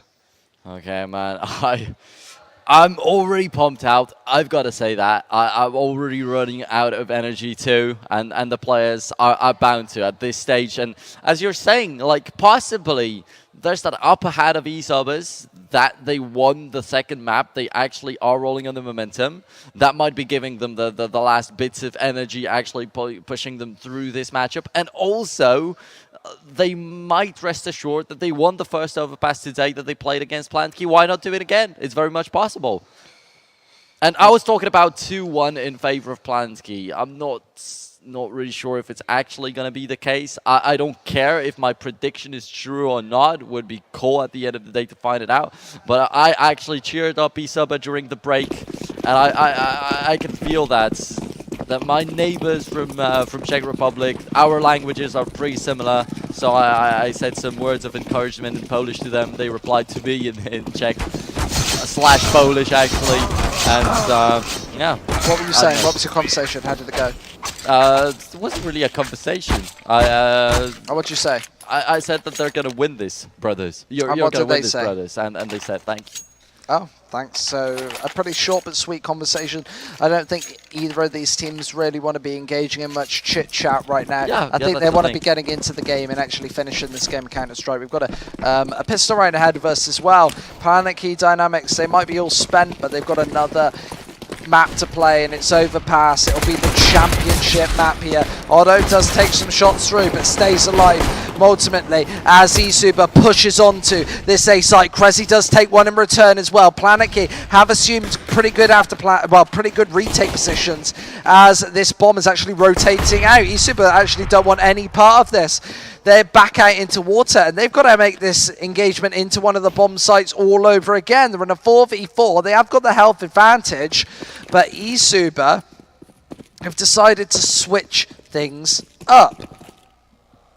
Oh man, Otto down to 17. It's going to be a tough call. If he loses this defuse kit, could mean everything in this round. But eSuba can never be safe after winning the pistol round even, so they have to be 100% wary of what happens on Cobblestone. Actually, one of the 3 rounds that they got in the first half was actually the pistol round, and then they lost right after. So it's going to be crushing, but they managed to pull through. They managed to bring it back. So right here, if they actually take the pistol and continue, this time not give up the force buy over to Planetkey, it can only be better. eSuba deciding to go for this B site, executing. I feel like this could be predictable to go for this double fake. I think Planetkey has actually read this pretty well. Robson needs to go for a couple of headshots. Does spot the first scalp through. Doesn't take shots. Patient but cautious. Moves in and tries to do some more damage, but isn't able to connect with anything as this bomb does go down. Occo on the flank does find one. Nails him with the Glock as well. Couple more blast on through, and Occo is proving a real nuisance in the back lines, doing most of the damage for eSuba as they clutch the pistol. Yeah, Occo, amazing idea overall, and great timing when he showed up from behind right there. Hank KG and Freddy to secure the round until the very end. Of course, very thankful for what the rest of the team's done up until that point. And Alexar is actually going to be playing with just the USP. Of course, saving up for this AWP. I feel like Planetkey are not playing around anymore. They're not going to be forcing up with easy UMPs. They're not risking it. They're going for the regular, normal Counter-Strike. Yeah, they're on the standard right now, and eSuba moving up long. The bomb is probably closely going to follow. They've obviously got Freddy also in connected playing all below. This AK-47 can be compromised, and it is. Otto does go down, but it gives the monster that's Krezi an AK-47, and I think that he's probably just going to save it into the next round, or I don't think he'll go for this retake, which is already being posted on this A site. I feel like, does Planetkey even know that it's coming in yet? The rotate has come through, but I don't think that Alexar is going to be able to do the damage that he really needs over here. Both of these teams really calm and composed right now, but Alexar with just a USP. He's not defending Frezzy at the other side of the map, just trying to do some damage, but he's going to feed Cap, who's going to be able to rack up that $600 with the Oh, yeah. Cressy, of course, very important to hold on to the AK, and that isn't going to change. But Robson, Pulse, do you feel like they should also be looking for at least one kill right here, but they also are a little bit afraid of giving up the money over to Blue or Capace, who are on the lookout with these UMPs. And bomb goes off, rounds over. Robson also survives, so I was a little bit worried for him with 5 HP only. He wasn't so far away from the bomb side, but everything's perfectly fine, but not so much. If you're considering that Planetkey definitely wanted to take that round right after losing the pistol. 2-0 right now in favor of eSuba. And a big challenge for Cressy. Either pull off an amazing double or triple kill to allow his team to win here, or somehow save up this AK again. Yeah, the nades, the initial nades raining for the eSuba side, but no real damage done, no damage at all in fact. However, they have found decent ground. Just throwing nades allows you to move up A, and it scares the CTs from making those aggressive pushes. Alex does take a shot through, does deal 54 damage to the chest of Capazzo, but this push is coming out. Well, there we are, Robson. I was actually hoping that he might get something done at the end of the previous round, but he kicks it off in this one, rather. And his health is replenished already. Now, once again, down to very low, but transfers the weapon over to Otto. And we know what Otto is capable of. However, without a Kevlar, with the UMP-45, when the aim punch kicks in, probably not much is going to be possible for him to do. But let's see how that take goes for eSuba. They're tossing into smoke some grenades. They want to take control of this bomb site, and they have that very low health. Robson in front of themselves. Arco with 1 kill before his death. Cressy with the AK. As I said, double or triple. Oh, Cressy! Unbelievable! Does take 3 kills. Hanky being the last player alive has to salvage this bomb. He's only got 25 seconds left. How the hell is he going to be able to do it? Cressy with a quad kill. What a headshot! The last headshot actually just to seal the deal right there. Henke wasn't even able to act at this last moment, wasn't even able to pull the trigger right there, didn't see the enemy in front of himself. And Cressy, I mean, this guy, we lacked a little bit of Cressy on Cobblestone, but during some minutes of that previous map. And also the same thing as for Caparzo. But if both of these guys step up right here, it's going to be the best map we've ever seen today. Otto does deal some damage through the smoke. Freddy can't catch a break right now. Loses over 70 HP and the rest of his life as well. Otto is so good at memorizing the angle through most of these smokes. And he's even got a re-smoke as well. So I like the way he gets Alex to smoke for him. And then he goes for the re-smoke. And he obviously uses the M4, which does have tracers, but it also has more bullets, meaning that you can put 60 shots through the smoke. And if you're using an unconventional angle, you won't get spotted out. Otto seemed to come up on top of those initial smoke picks and those initial smoke jewels. And another guy right on the spot of Freddy, so there's another chance for Otto, and he'll definitely be trying to get that one down. Right around the corner though. Okay, the first one to act. Otto might even have a chance of getting a double here. But Otto switches places completely, and Arco's gonna get dinged before Otto's death. Robson to reply. Robson finally doesn't have low HP like he usually did this far in the rounds. And the Czech and Slovakian players trying to actually change the approach. 30 seconds left and they go over to bomb site A, where Pulse G will be waiting. Very well prepared, and the rotation is already happening from the CT2. The bomb's down. The very worst moment, and Pulse G doesn't even need the support. Closes it out himself. And you see already back and forth, Planetkey conceding the first two, taking the next two. eSuba cannot just close out the rounds that they're really supposed to, thanks to the sensational AK-47 play by Cressy. Obviously, Planetkey are looking at a really great position right now. People said that this would be a close series. Remember that the first map here today wasn't... Oh, no. They said that it would be a very dominant series. The first map was close. The second map was extremely close. And we could see that again on the third. Planetkey Dynamics destroying this push, though. Well, depends on who said that. A lot of people apparently said that eSuba are not going to stand a chance at all. In the meantime, they're 1-1 in the finals. They definitely have some good chances. And Gameplay DNAs have said that they don't believe eSuba is going to achieve anything in the finals. That it's going to be 2-0 in favor of Planetkey Dynamics with scorelines of like 16-7, 16-5. And indeed, there were even like 14-5, but that's the least close it got. Later on, eSuba were just coming back massively. And straight 5-on-5 of rifles on both the sides. No AWP for either of the teams, and 3-2 in favor of Planetkey Dynamics after eSuba winning the pistol. Isn't apparently what it was supposed to be, but definitely isn't as bad as it was on Cobblestone at this stage. We've got to be looking out for that AWP on Alex R as well. He's really great at it. On Overpass, the AWP is a very crucial weapon.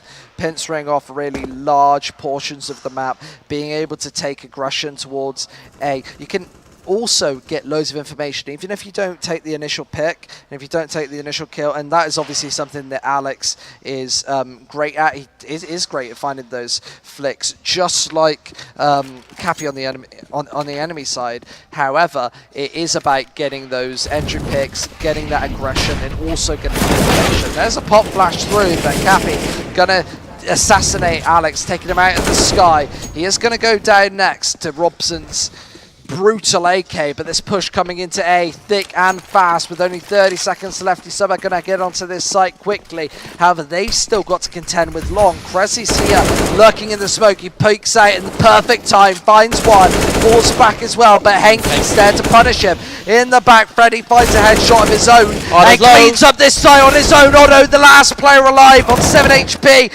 Gonna take down Freddy, who was the menace who opened up the A site single-handedly. But Otto, he's got so much more work to do, and with only 7 HP left, it's all too much.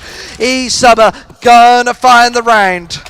Apparently not really possible at the end of the day, but now is the chance to buy up the AWP for Alex R. That's something that they've been missing. Maybe they just didn't want to waste the M4s that they already had or whatever.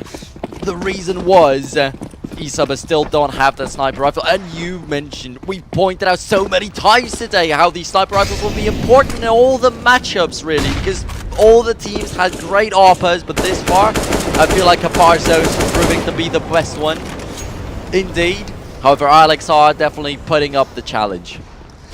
Yeah, he's been showing us some sensational AWPing actually today. Nobody's really going to be contending this long position. Obviously, eSuba haven't got an AWP of their own, so they can't really contest him too closely, but in comes the push, and Blue could definitely take a spray through, and he is going to go for it. Takes a couple of bullets through, but just a little bit slow as this push into water comes in. Planetkey trying to take some real estate out towards water. As this door opens, Robson will have a perfect angle, and he's getting this flank in now. Cappy not expecting Robson coming in from the side. However, this push is oh so close. Blue going to get taken down as Cappy does deal the damage on the B site. Poles needs to hold down water, does find 1-2, looking for the third as well. Pistols out, almost finds him, but Freddy, he's going to go down to Robson instead. With Cappy being the last player alive, needs to take some pop shots through the smoke, but as that Molotov's wasted, gives Cappy some distance to move all the way on, but all the damage being done by Cressy. Beautiful blind shots as Planetkey 4-3 up. 4-3 up, but at this stage just so close in every single round.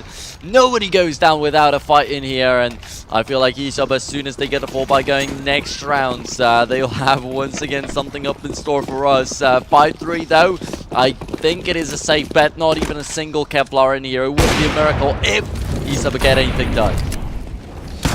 Alex taking that initial pick. AWP. What the hell? Alex, that was nuts! What a quad kill! And he's looking for the ace as well, but Alex is an absolute monster! What an insane quad kill. Misses the ace, but finally finds it. That's the ace of the tournament. Yeah, definitely looking like a good one, but it's gonna be hard. It's gonna be hard to go for the ace of the tournament. Look at this! Look at this! Look at this! What is this pistol play as well? Pistols out, one straight over, and again! Look at it! Every single kill even finishes off as well. That was monstrous! The third headshot with the pistol definitely was just amazing, but at the end of the day, you still have to realize that these were eco kills. But I thought that there was actually an amazing opportunity for eSuba. Like, picking up that AWP would have changed a lot, but instead they all died to it, so that's kind of demotivating. Cappy, though, as we said, like, most of the time we love to watch him with the AWP, but with the rifle he's also a very capable man, and a bomb site B's taken over real quickly, and a 3v5 retake, I don't think it's happening from Planetkey. They also realize it. As I said, as soon as the rifles go into the hands of eSuba, it might once again change. It might have something up in store, and they overwhelm. Only lost a little bit of HP on Caparzo, but the rest are untouched. Planetkey needs to set up for a couple of exits. Being shut down after flying high from the ace from Alex. He's obviously a very competent AWPer, but that pistoling was out of this world.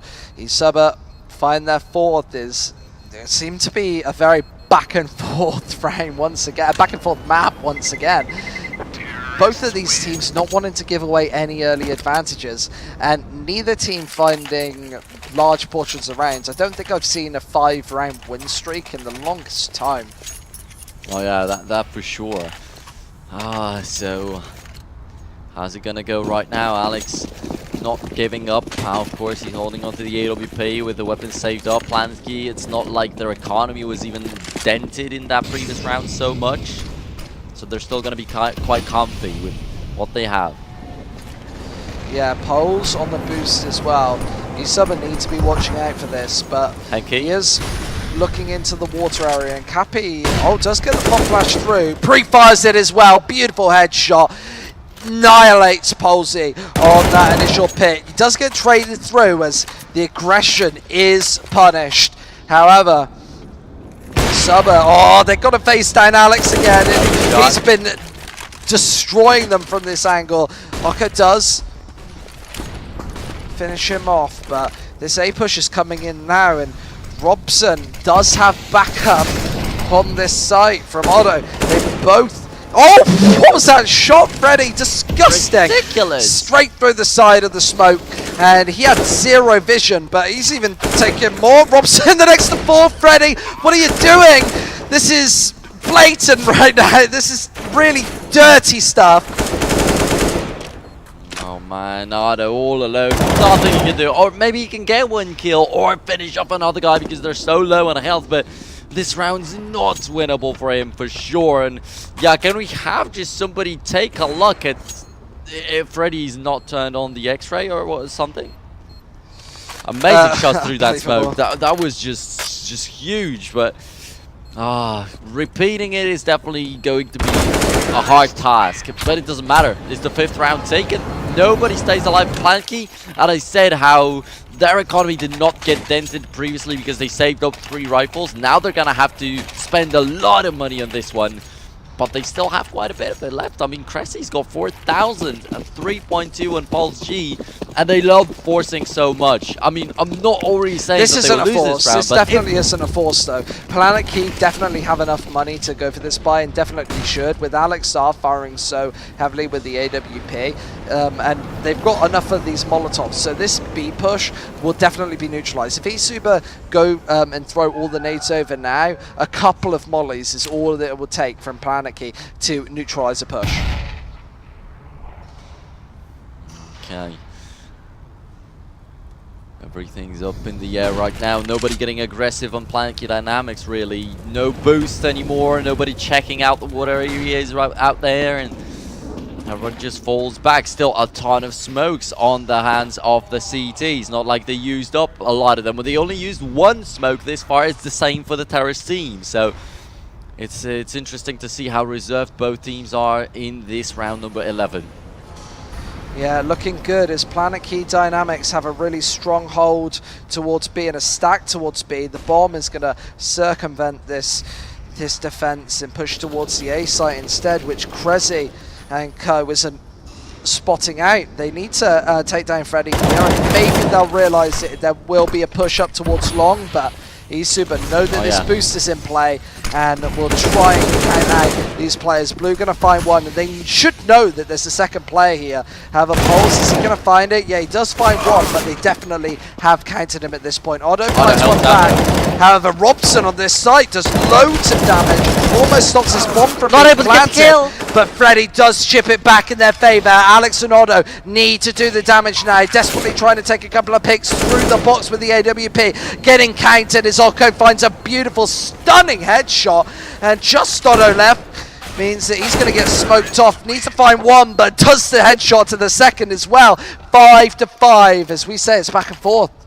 Yeah, 6-5 right now, and eSuba actually taking the edge for a second, but yeah, I was talking about exactly that situation. Planetkey do have enough to force through, and as I said, they just love forcing so much, they're not going to resist it. UMP, M4, and even an AWP right there, but only 2 defuse kits.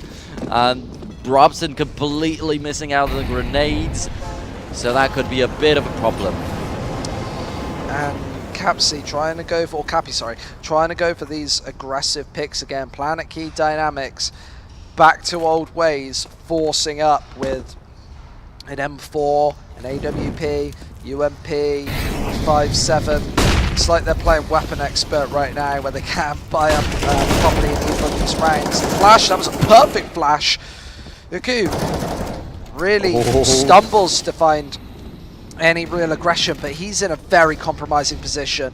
Could do a lot from here, and eSuba need to just like let him do his work.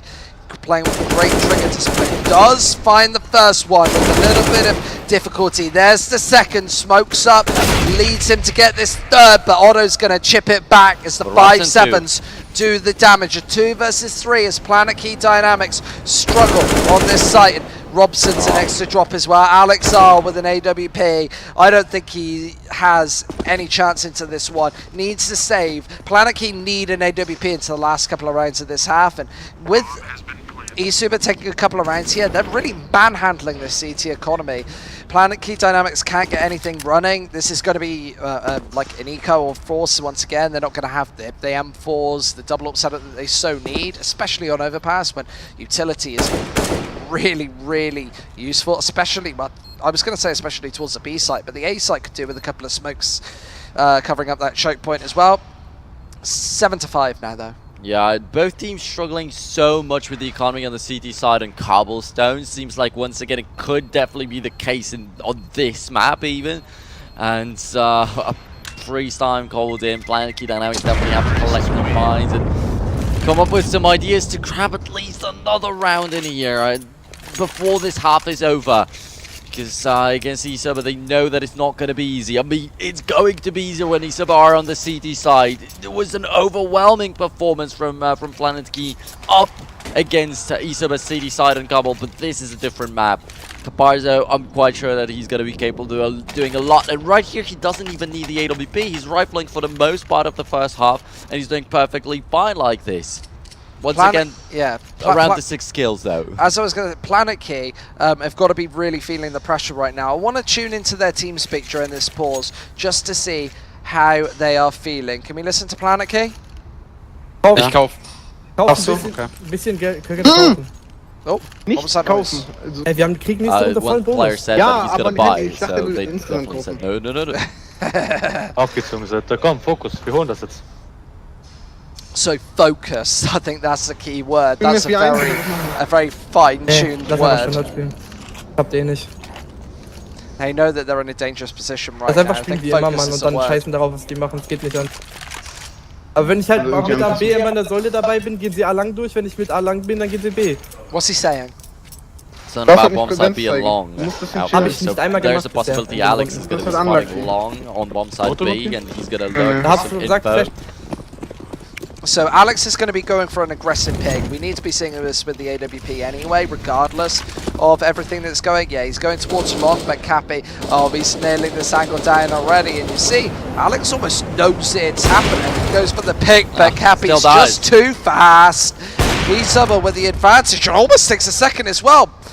Ballsy shot as Aldo does steal back the AWP. Yeah, Cappy though trying to scare him away, giving his best right there, trying to go for these wall bangs as Robson's done. On Cobble, that was one of the amazing shots we've seen. And Robson, once again, he picks up the pace. Ado's going to be able to take out Freddy. One-man lead in favor of Planetkey Dynamics. Though Robson is very low in health. There's still a possibility to even this out and pacify Planetkey Dynamics, and that's what they're looking for. The 8-5 would definitely be an amazing situation for the Czechoslovakian team, although it is a round with mostly pistols for Planetkey. Yes, they forced up with some Kevlars, but they did not opt to go for like a full force right here. That was completely denied by the players, even when one of them suggested that. Bomb's gonna get planted. Pulls Judo right in front of Akko, but he's not pulling the trigger. He's not gonna get the damage done.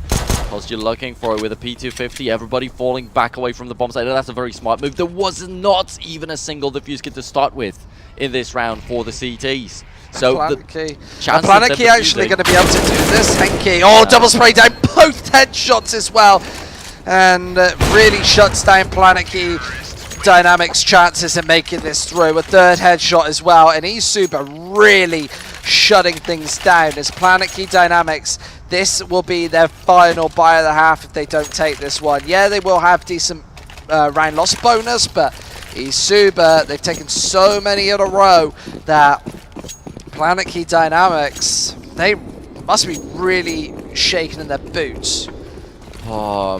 And yeah, in this previous round, there was just no possibility to defuse the bomb. No way in hell. So they might have done a little bit more damage, but at the end of the day, eSuba cleanly sweeping it with the 3 people they had out there. And Alex R, he's got to be, yeah, as you said, like shaking in their boots. They've got to be scared a little bit. After the initial kill from Cappy in the previous round, Alex is not going to be as confident with that AWP. And I feel like it already hurts them so much. Because when the A's that he's got out there, that was when he got aggressive. Most of the time today, when he's been successful with the AWP, it's been when Alex was actually aggressive. So he chooses to be aggressive, but actually from short pipe instead of from monster.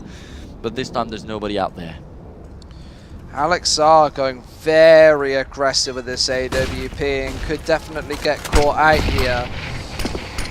Blue is waiting for this peak as eSuba, they know just one more round and they're likely going to get to 10, and a 10-5 scoreline on T side of Overpass is monstrous. It could mean them winning ELC outright.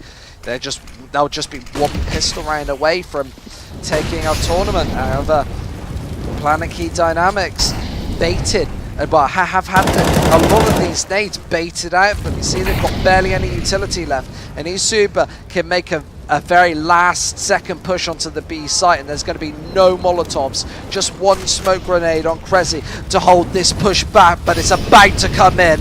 Alex desperately holding down the angle with his AWP, does nail a shot. Otto comes in with one as well. Alex is a monster, almost finds the third. Freddy does drop him, but in a 3 versus 1, what the hell can Cappy do? Nothing is the answer. It's Pulsey finds the final kill, 6-8, as Planetkey Dynamics might close this half up once again.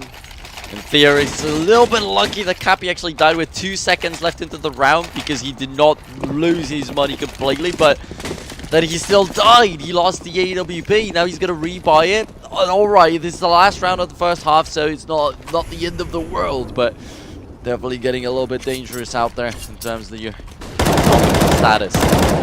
It's instantly going for the spray. The bomb's fallen right in front of his bullets, so luckily enough for the terrorist team, was not a person right there. And Alex R going for an aggressive pick, knows that he needs to take a risk in this one. However, eSuba not giving him a whole lot to work with. The door opens and he is going to nail that shot. Give Planetkey Dynamics the entry, the opening, the advantage as the eSuba push is about to come in. Does miss a shot and he goes back through, quick scope to finish off Blue. And eSuba, how are they going to get into this site? Don't think it's going to happen at this point. 3 versus 5 as Alex seems to be on fire, and he's just been picking and peeking as much as he can. Cappy does find one and gives himself a look in. Have the bomb, it's rotating to A as he's diverting all of this attention. Here comes the AWP though, as he's doing all the damage and funneling these CTs into the B site. However, this boost is going to have to come in. Looks like Polsey's asking his teammate for the boost or offering it over. However, the kill not actually coming in, only the damage, and Uku survives on not much health points. 3 versus 3 now as this bomb's already down and started ticking. Krezi needs to find a headshot, but he's only got 19 HP to do it with. Cappy, a beautiful AWP scope, hits the shoulder of Otto and neutralizes that second prong on the attack as Cappy and Uku find the final 2 kills in eSuba with 9 rounds. They're looking dominant. I have no idea why and how Robson actually allowed Caparza to get out of that bomb side B, but he had such a superior position right there. Just peek out, easy kill on that AWP, but he allowed him to get out of there, and a 3v5 is won by eSuba. Amazing. And yeah, as we're getting halfway through the last map, actually even a pause popping up right there, I want to point out that this is the last chance to sign up for the giveaway of some CSGO collectible pins on our stream. So ELC Gaming TV, if you're watching the stream right now, you can type an ! giveaway and just tune into that. We'll be rolling it right after the ceremony, the victor's ceremony. At SquidCS. Na tom bečku buďte někde vepřed spolu. We're tuning into the team speaks now, and wow, someone's talking very fast. Tak co jdeme, počkej, kam jdu Cappy? Jdeš mid. Budeme boostlí na CT1 za surama. Ne, vy musíte musíte být blízko u té krátky někde. Musíte být někde u té krátky prostě. Ať můžete klidně k nám. na krátky a ty to budeš bejti, když tak budeš. Chcete jít spolu ten short vy na 3? My jdem short, jo. Běžte, já budu někde na grafitě. Ty máš flashe nebo? Mám A flashneš to, jo? Jo, flashnu ti to. Já jdu kouknout na short rychle. Okay, so the eSuba side going for a very complex strat on this pistol round. They really want it. They're throwing the kitchen sink it. Planetkey CT side right now. Need to rack up this kill, but they're not hitting the shots. Ow. Alex actually found that, and Freddy missed so many, whiffing and whiffing. Does actually find that USP, and is Alex ever going to pick it up. Yeah, a couple of mistakes made, but Planetkey Dynamics in a man advantage. Does find Cappy, who in turn takes a kill, looking for the second as well, knows where his head is, but trying to find it, gets to reload it. But Planetkey Dynamics is a 4v4 for them as they change the attack to the B side. Pulse takes one, but the rotation has to come in. Blue, he's backing off. There is a kit brought up on Cappy, but he's up towards A, and I don't think that it's going to play much of a factor in that round. Pulse does take one more, and a 4v2 looks kind of crushing at the CT side. Yeah, this round is already lost. The kit is in such a horrible position. Blue would never be able to pick it up, and to be able to get a quad kill and still defuse the bomb without a kit, yeah, that's how it ends. Though Alex was supposed to be the first victim of the entire round. That was a very good idea by the CTs. They blinded him perfectly with a flashbang, though Freddy completely screwed up, and that's going to be Planetkey very easily evening out the score that way. Wow, this CT side going for the buy-up again. eSuba not wanting to give away too many rounds or too much economic advantage for this Planetkey Dynamics. However, Planetkey just playing this default, the one that they really enjoy going for on overpass. The Deagle from Oku does find the initial frag, but Robson is back to catch up too. Yeah, is this Deagle going to chip in? And it is. Henky G does find one back and keeps the man advantage in eSuba's favour. They do fall back to the B site as well. So Planetkey, they've got to set up some sort of default with support from Cressy. I would like to see them gang up all together and perhaps just take this B site. But eSuba, they got 3 members here. Oh, they've got 2 members here, sorry. Okay, so it's still very much possible for eSuba to take this one, and I don't like the UFP so much, and it might be not the first time where it backfires on Planetkey Dynamics. They have the smoke though, they have the molly, they have the control of this bomb site, they have a little bit of peace of mind, but there's Blue with one, and looking for 2, but he runs out of bullets! That's why CZ's not so reliable in most of the situations, but eSuba are going to clean the house, not losing any more people at all. Now racking up the weaponry. It's not going to be amazing, but it's definitely going to be much better. Okay, maybe I exaggerate with much better because it's a bomb plant and they mostly bought UMPs. I feel like Planetkey might have a very similar kind of equipment as eSuba in the up-and-coming round. Yeah, obviously the CT side found that first pick. They kept the man advantage on their side, and they all ganged up on Planetkey as they moved into B. They really melted them down into a little steel pit, and I don't know if Planetkey really had any opportunity to fight their way out of that situation. A crazy grand final, but eSuba now, they're 6 rounds away from winning ELC. This is crazy to think that both of these teams are both 6 and 9 rounds respectively away from winning here today. We could see more overtime. This would be nuts. Oh yeah, the possibilities are just endless in this matchup. Freddy. Here come the Molotovs, and Blue going to chip in, holds down the spray down. Freddy is going to chip in as well. Freddy doing all the damage. eSuba, oh, it's a clean round. Alex Saab picking up the only kill for Planetkey, and eSuba, look at their money. It's really, really growing right now. 6,000, 7,000, 4,000, 3,000. They've got a buffer about 35,000 running on these 5 members, which is huge stuff, because it means that Planetkey are going to have to win 2 consecutive T rounds. Otherwise, A, they'll be reset, and B, they won't force an eco. However, I would say that eSuba just have to hold serve, and against an eco now, this could be very dangerous. These Deagles, dangerous at best, and only a UMP dropped, and I don't know what the last player was, but if we have a look at their money now, eSuba just growing and growing. They're 4 rounds away from winning, and the majority of them will be buy rounds. Planetkey definitely has to get something going right now, otherwise eSuba are just going to be too far ahead.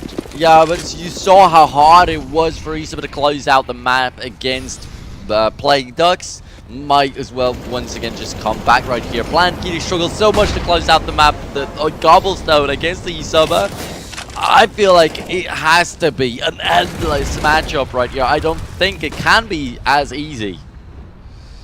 Yeah, he's sort of trying to get aggressive as well, and they will catch Robson out as well. Back to the B site, back to a passive hold with this man advantage, and this is such a crucial round to do it on as well. Planetkey, they could be shut down here, and are they really going to go for this? This is so cheeky, so rude. Cappy almost gets a second one as well, goes for even more, but has to fall back in the end. Throws the Molotov out, he's defensive, but Cappy from start to finish, he's been playing so well. Here's the Molotov, here's the smoke as well. Gonna push straight through it. He's feeling supremely confident in Planetkey. Do they even know that it's coming? Spots out the legs of one, misses a shot as well. Otto does trade it back through a 2v4 situation now, as Cappy did get really aggressive there. However, with Planetkey trying to move into this B site, there's big opportunities for both teams, and this boost is going to signal so much.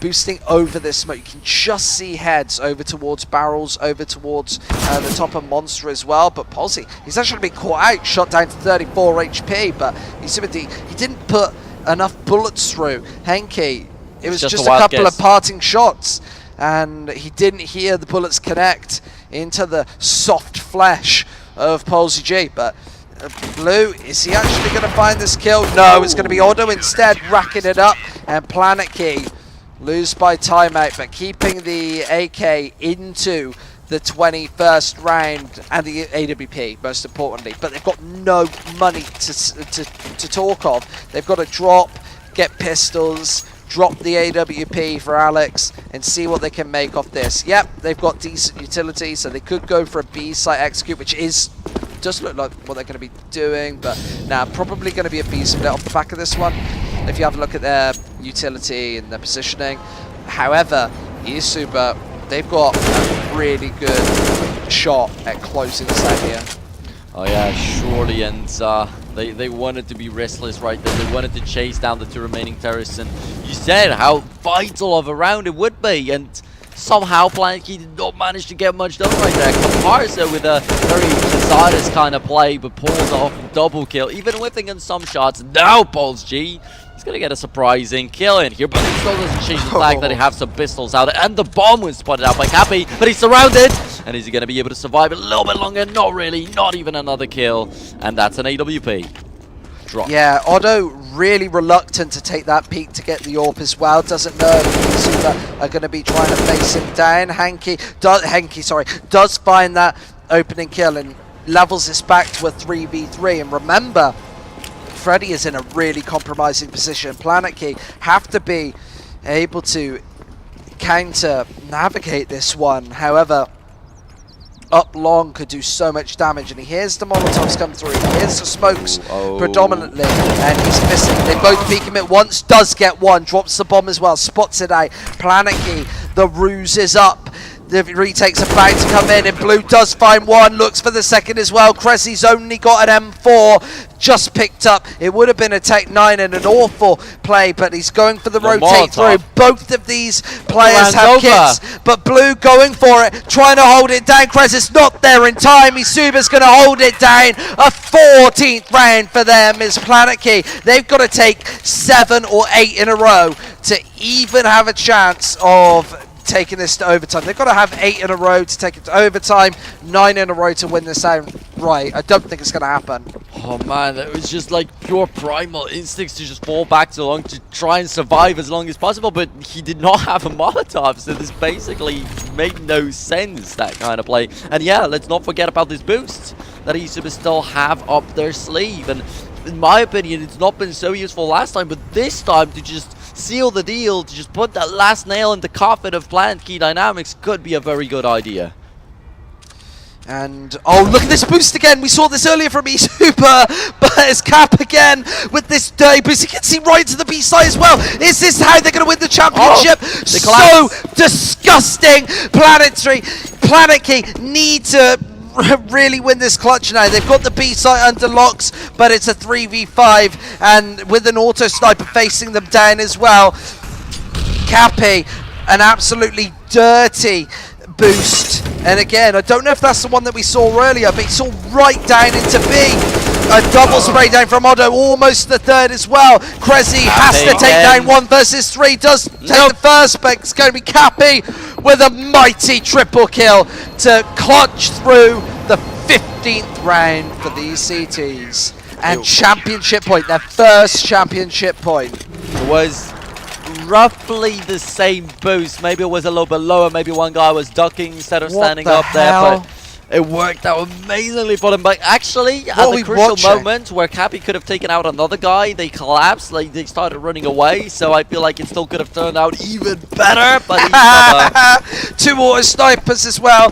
This is going to be a shutdown. Look at this. Cappy go for this initial play up towards Fountain. Are they really going to peek him? He's going to get his head chopped off. Otto up with the frag. And Alex is going to refrag it with an AK-47, picking up the... he's going to pick up this Scar 20 for himself, but he's going to go down as well. Planetkey Dynamics only 3 kills away from losing this tournament outright. However, they've taken complete connector control, and if there's one thing that we've got to say about them, they've had beautiful mental resilience, left, right and centre from start to finish. The pole's moving out, and this looks like it is going to be a B-site take. They've got loads of nades as well, a couple of Molotovs, 3 smokes, and they could go for the fake up towards A by the looks of things, throwing the smokes from water up to A, and with the bomb rotating up towards the B-site. However, remember, Henke still has a Scar 20, and he's just going to try and rain death down from the gap inside this box. And Krezi, if he can't find a pick here, this is going to be a bitter pill to swallow, as he hears the jumping coming through, but I feel like it's just bait for Freddy to take this kill.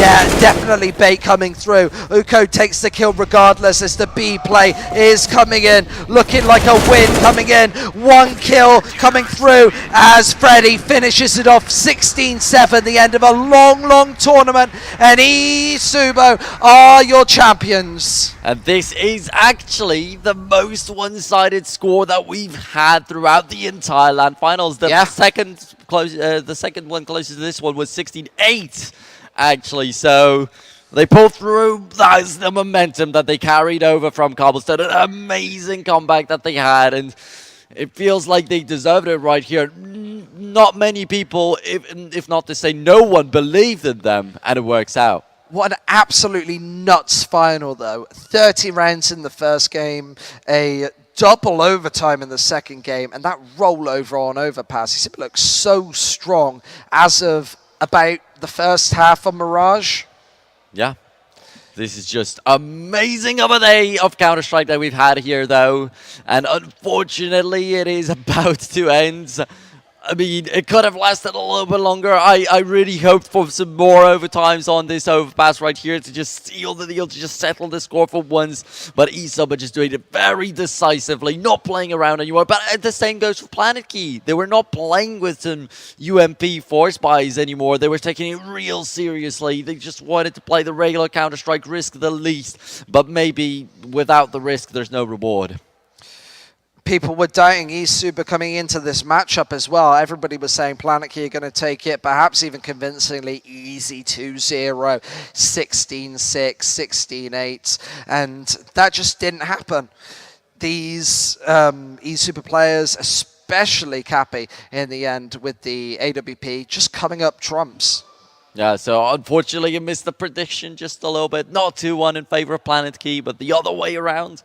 But still, I cannot say I'm unhappy with the outcome. It's just we just had just a great finals right here, and it's just been so good to have been here. Yeah, I'm obviously really grateful to ELC for letting me come here as well. It's been great casting outside Big Betty as well. It's just such a phenomenal setup here. I think that we've got a really great tournament. Yeah, right now the trophy and all the rewards, all the prize money for the teams is getting prepared on the stage alongside with Nikita, our host. I think I've not seen him for quite a bit of time. Like for the entirety of the finals, I've not seen his face. I think he's sleeping behind the bar, to be honest. Somebody has to go wake him up. I think I'm going to go prod him with a stick or something in a minute. I think he's hiding behind the Mountain Dew container or the Mountain Dew crate. No, okay, Is he not? No, he is actually on stage. But yeah, in terms of like a conclusion for that third map, what do you say? In that series in a whole?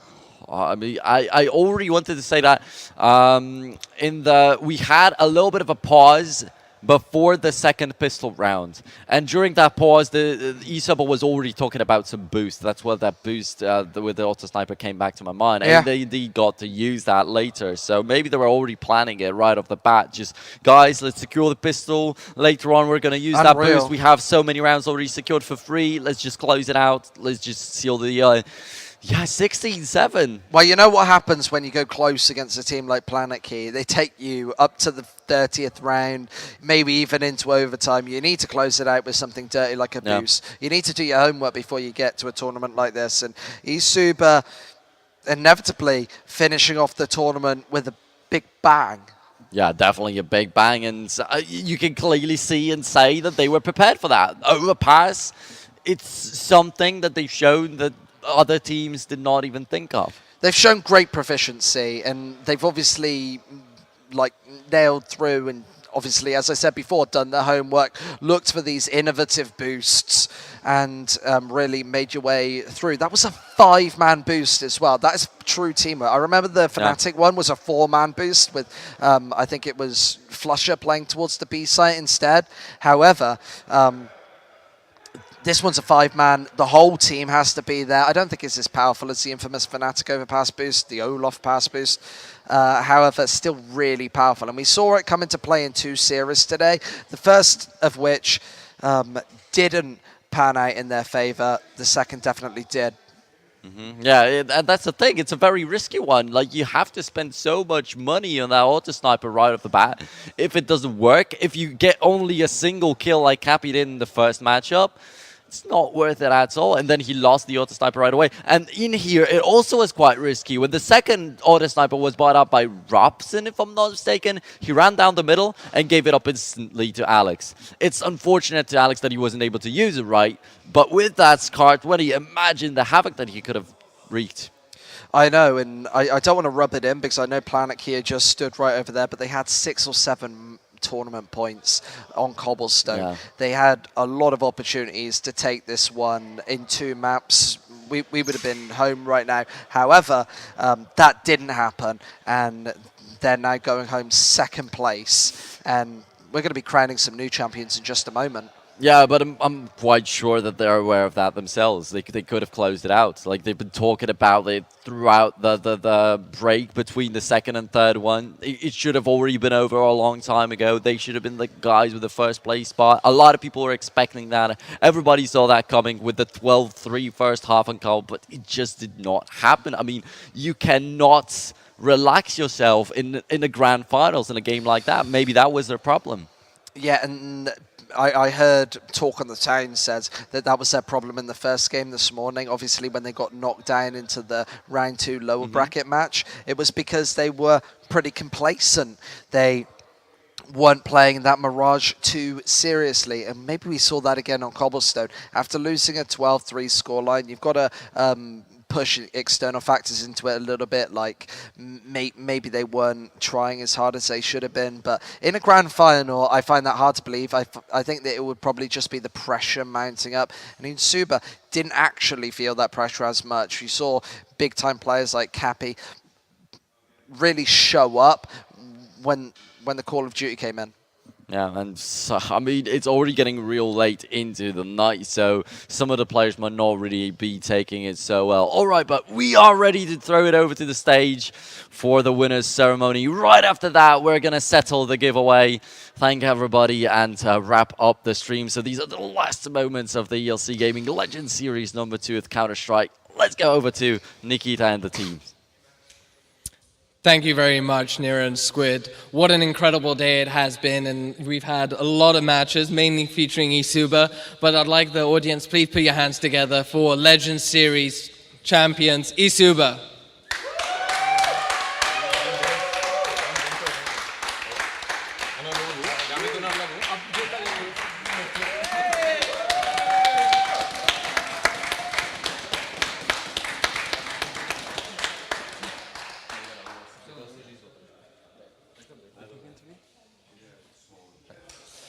So guys, you probably played more games than some of the other teams actually put together. How like this was such a long series and so ups and downs. How do you keep it up and win?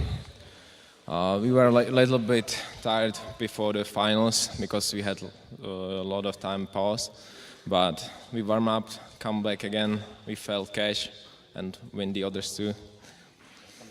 Whose decision was it to do the boost? It was Kapar's decision because he always wants to do it.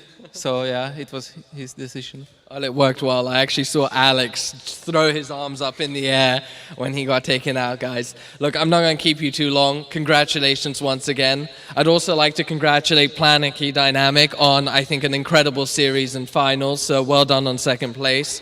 From me, your host, Nikita, thank you. And once again, the eSuba legends.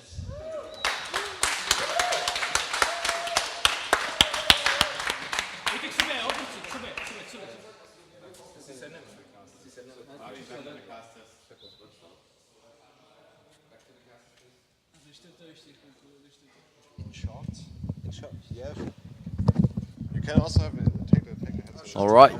So we are back with just the last part of the program prepared for today. We're going to have the giveaway prepared in just a moment. Actually, Philip is already prepared with that. Hello, Philip. He's taking care of the chat. He's taking care of you guys, the viewers on Twitch TV. And it is already all coming to an end. So Philip, go ahead and roll that giveaway. Victor, let's see who gets the random pin.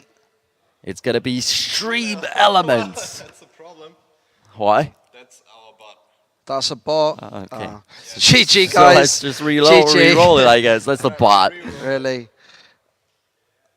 Okay. Oh, this is a real person. That's going to be a .command TV who gets the random pin of Counter-Strike series. But yeah, that's the giveaway. And just to wrap up the entire show, thank you to everyone that stayed with us until this unhuman really hour. Actually, late at night. Nobody expected it to finish so late, but that's how it goes sometimes in these tournaments. And once again, I'm glad that you've been here with us, and I'm glad that I got the chance to commentate it. Thanks a lot to everyone that's been a part of the crew right here, to Philip, to Marvin, who's showing off right now, to Leon, who's been doing who's been giving the main prize to the team, Willie, who's been taking care of the teams, to the admins, and also Harry from Challenge BGG, who are partnered up with us for this Legend series, and they're gonna keep working with us, of course. Mountain Dew for making this whole thing happening, and ELC Gaming, and Big Betty, our amazing truck, for being as amazing as she is. So that's going to be it for the night. Neuro Integrate and Squid, go ahead. Oh, thank you very much. I'm at eating a squid, mate. I'm at Squid CS even. I'm not that. I'm at Squid CS. All right, so have a good night, everybody, and see you in the next Legend series, or maybe weekly battles, as we've got new stuff going on right here and showing up on ELC Gaming. ELCgaming.com. Don't miss it. See you next time.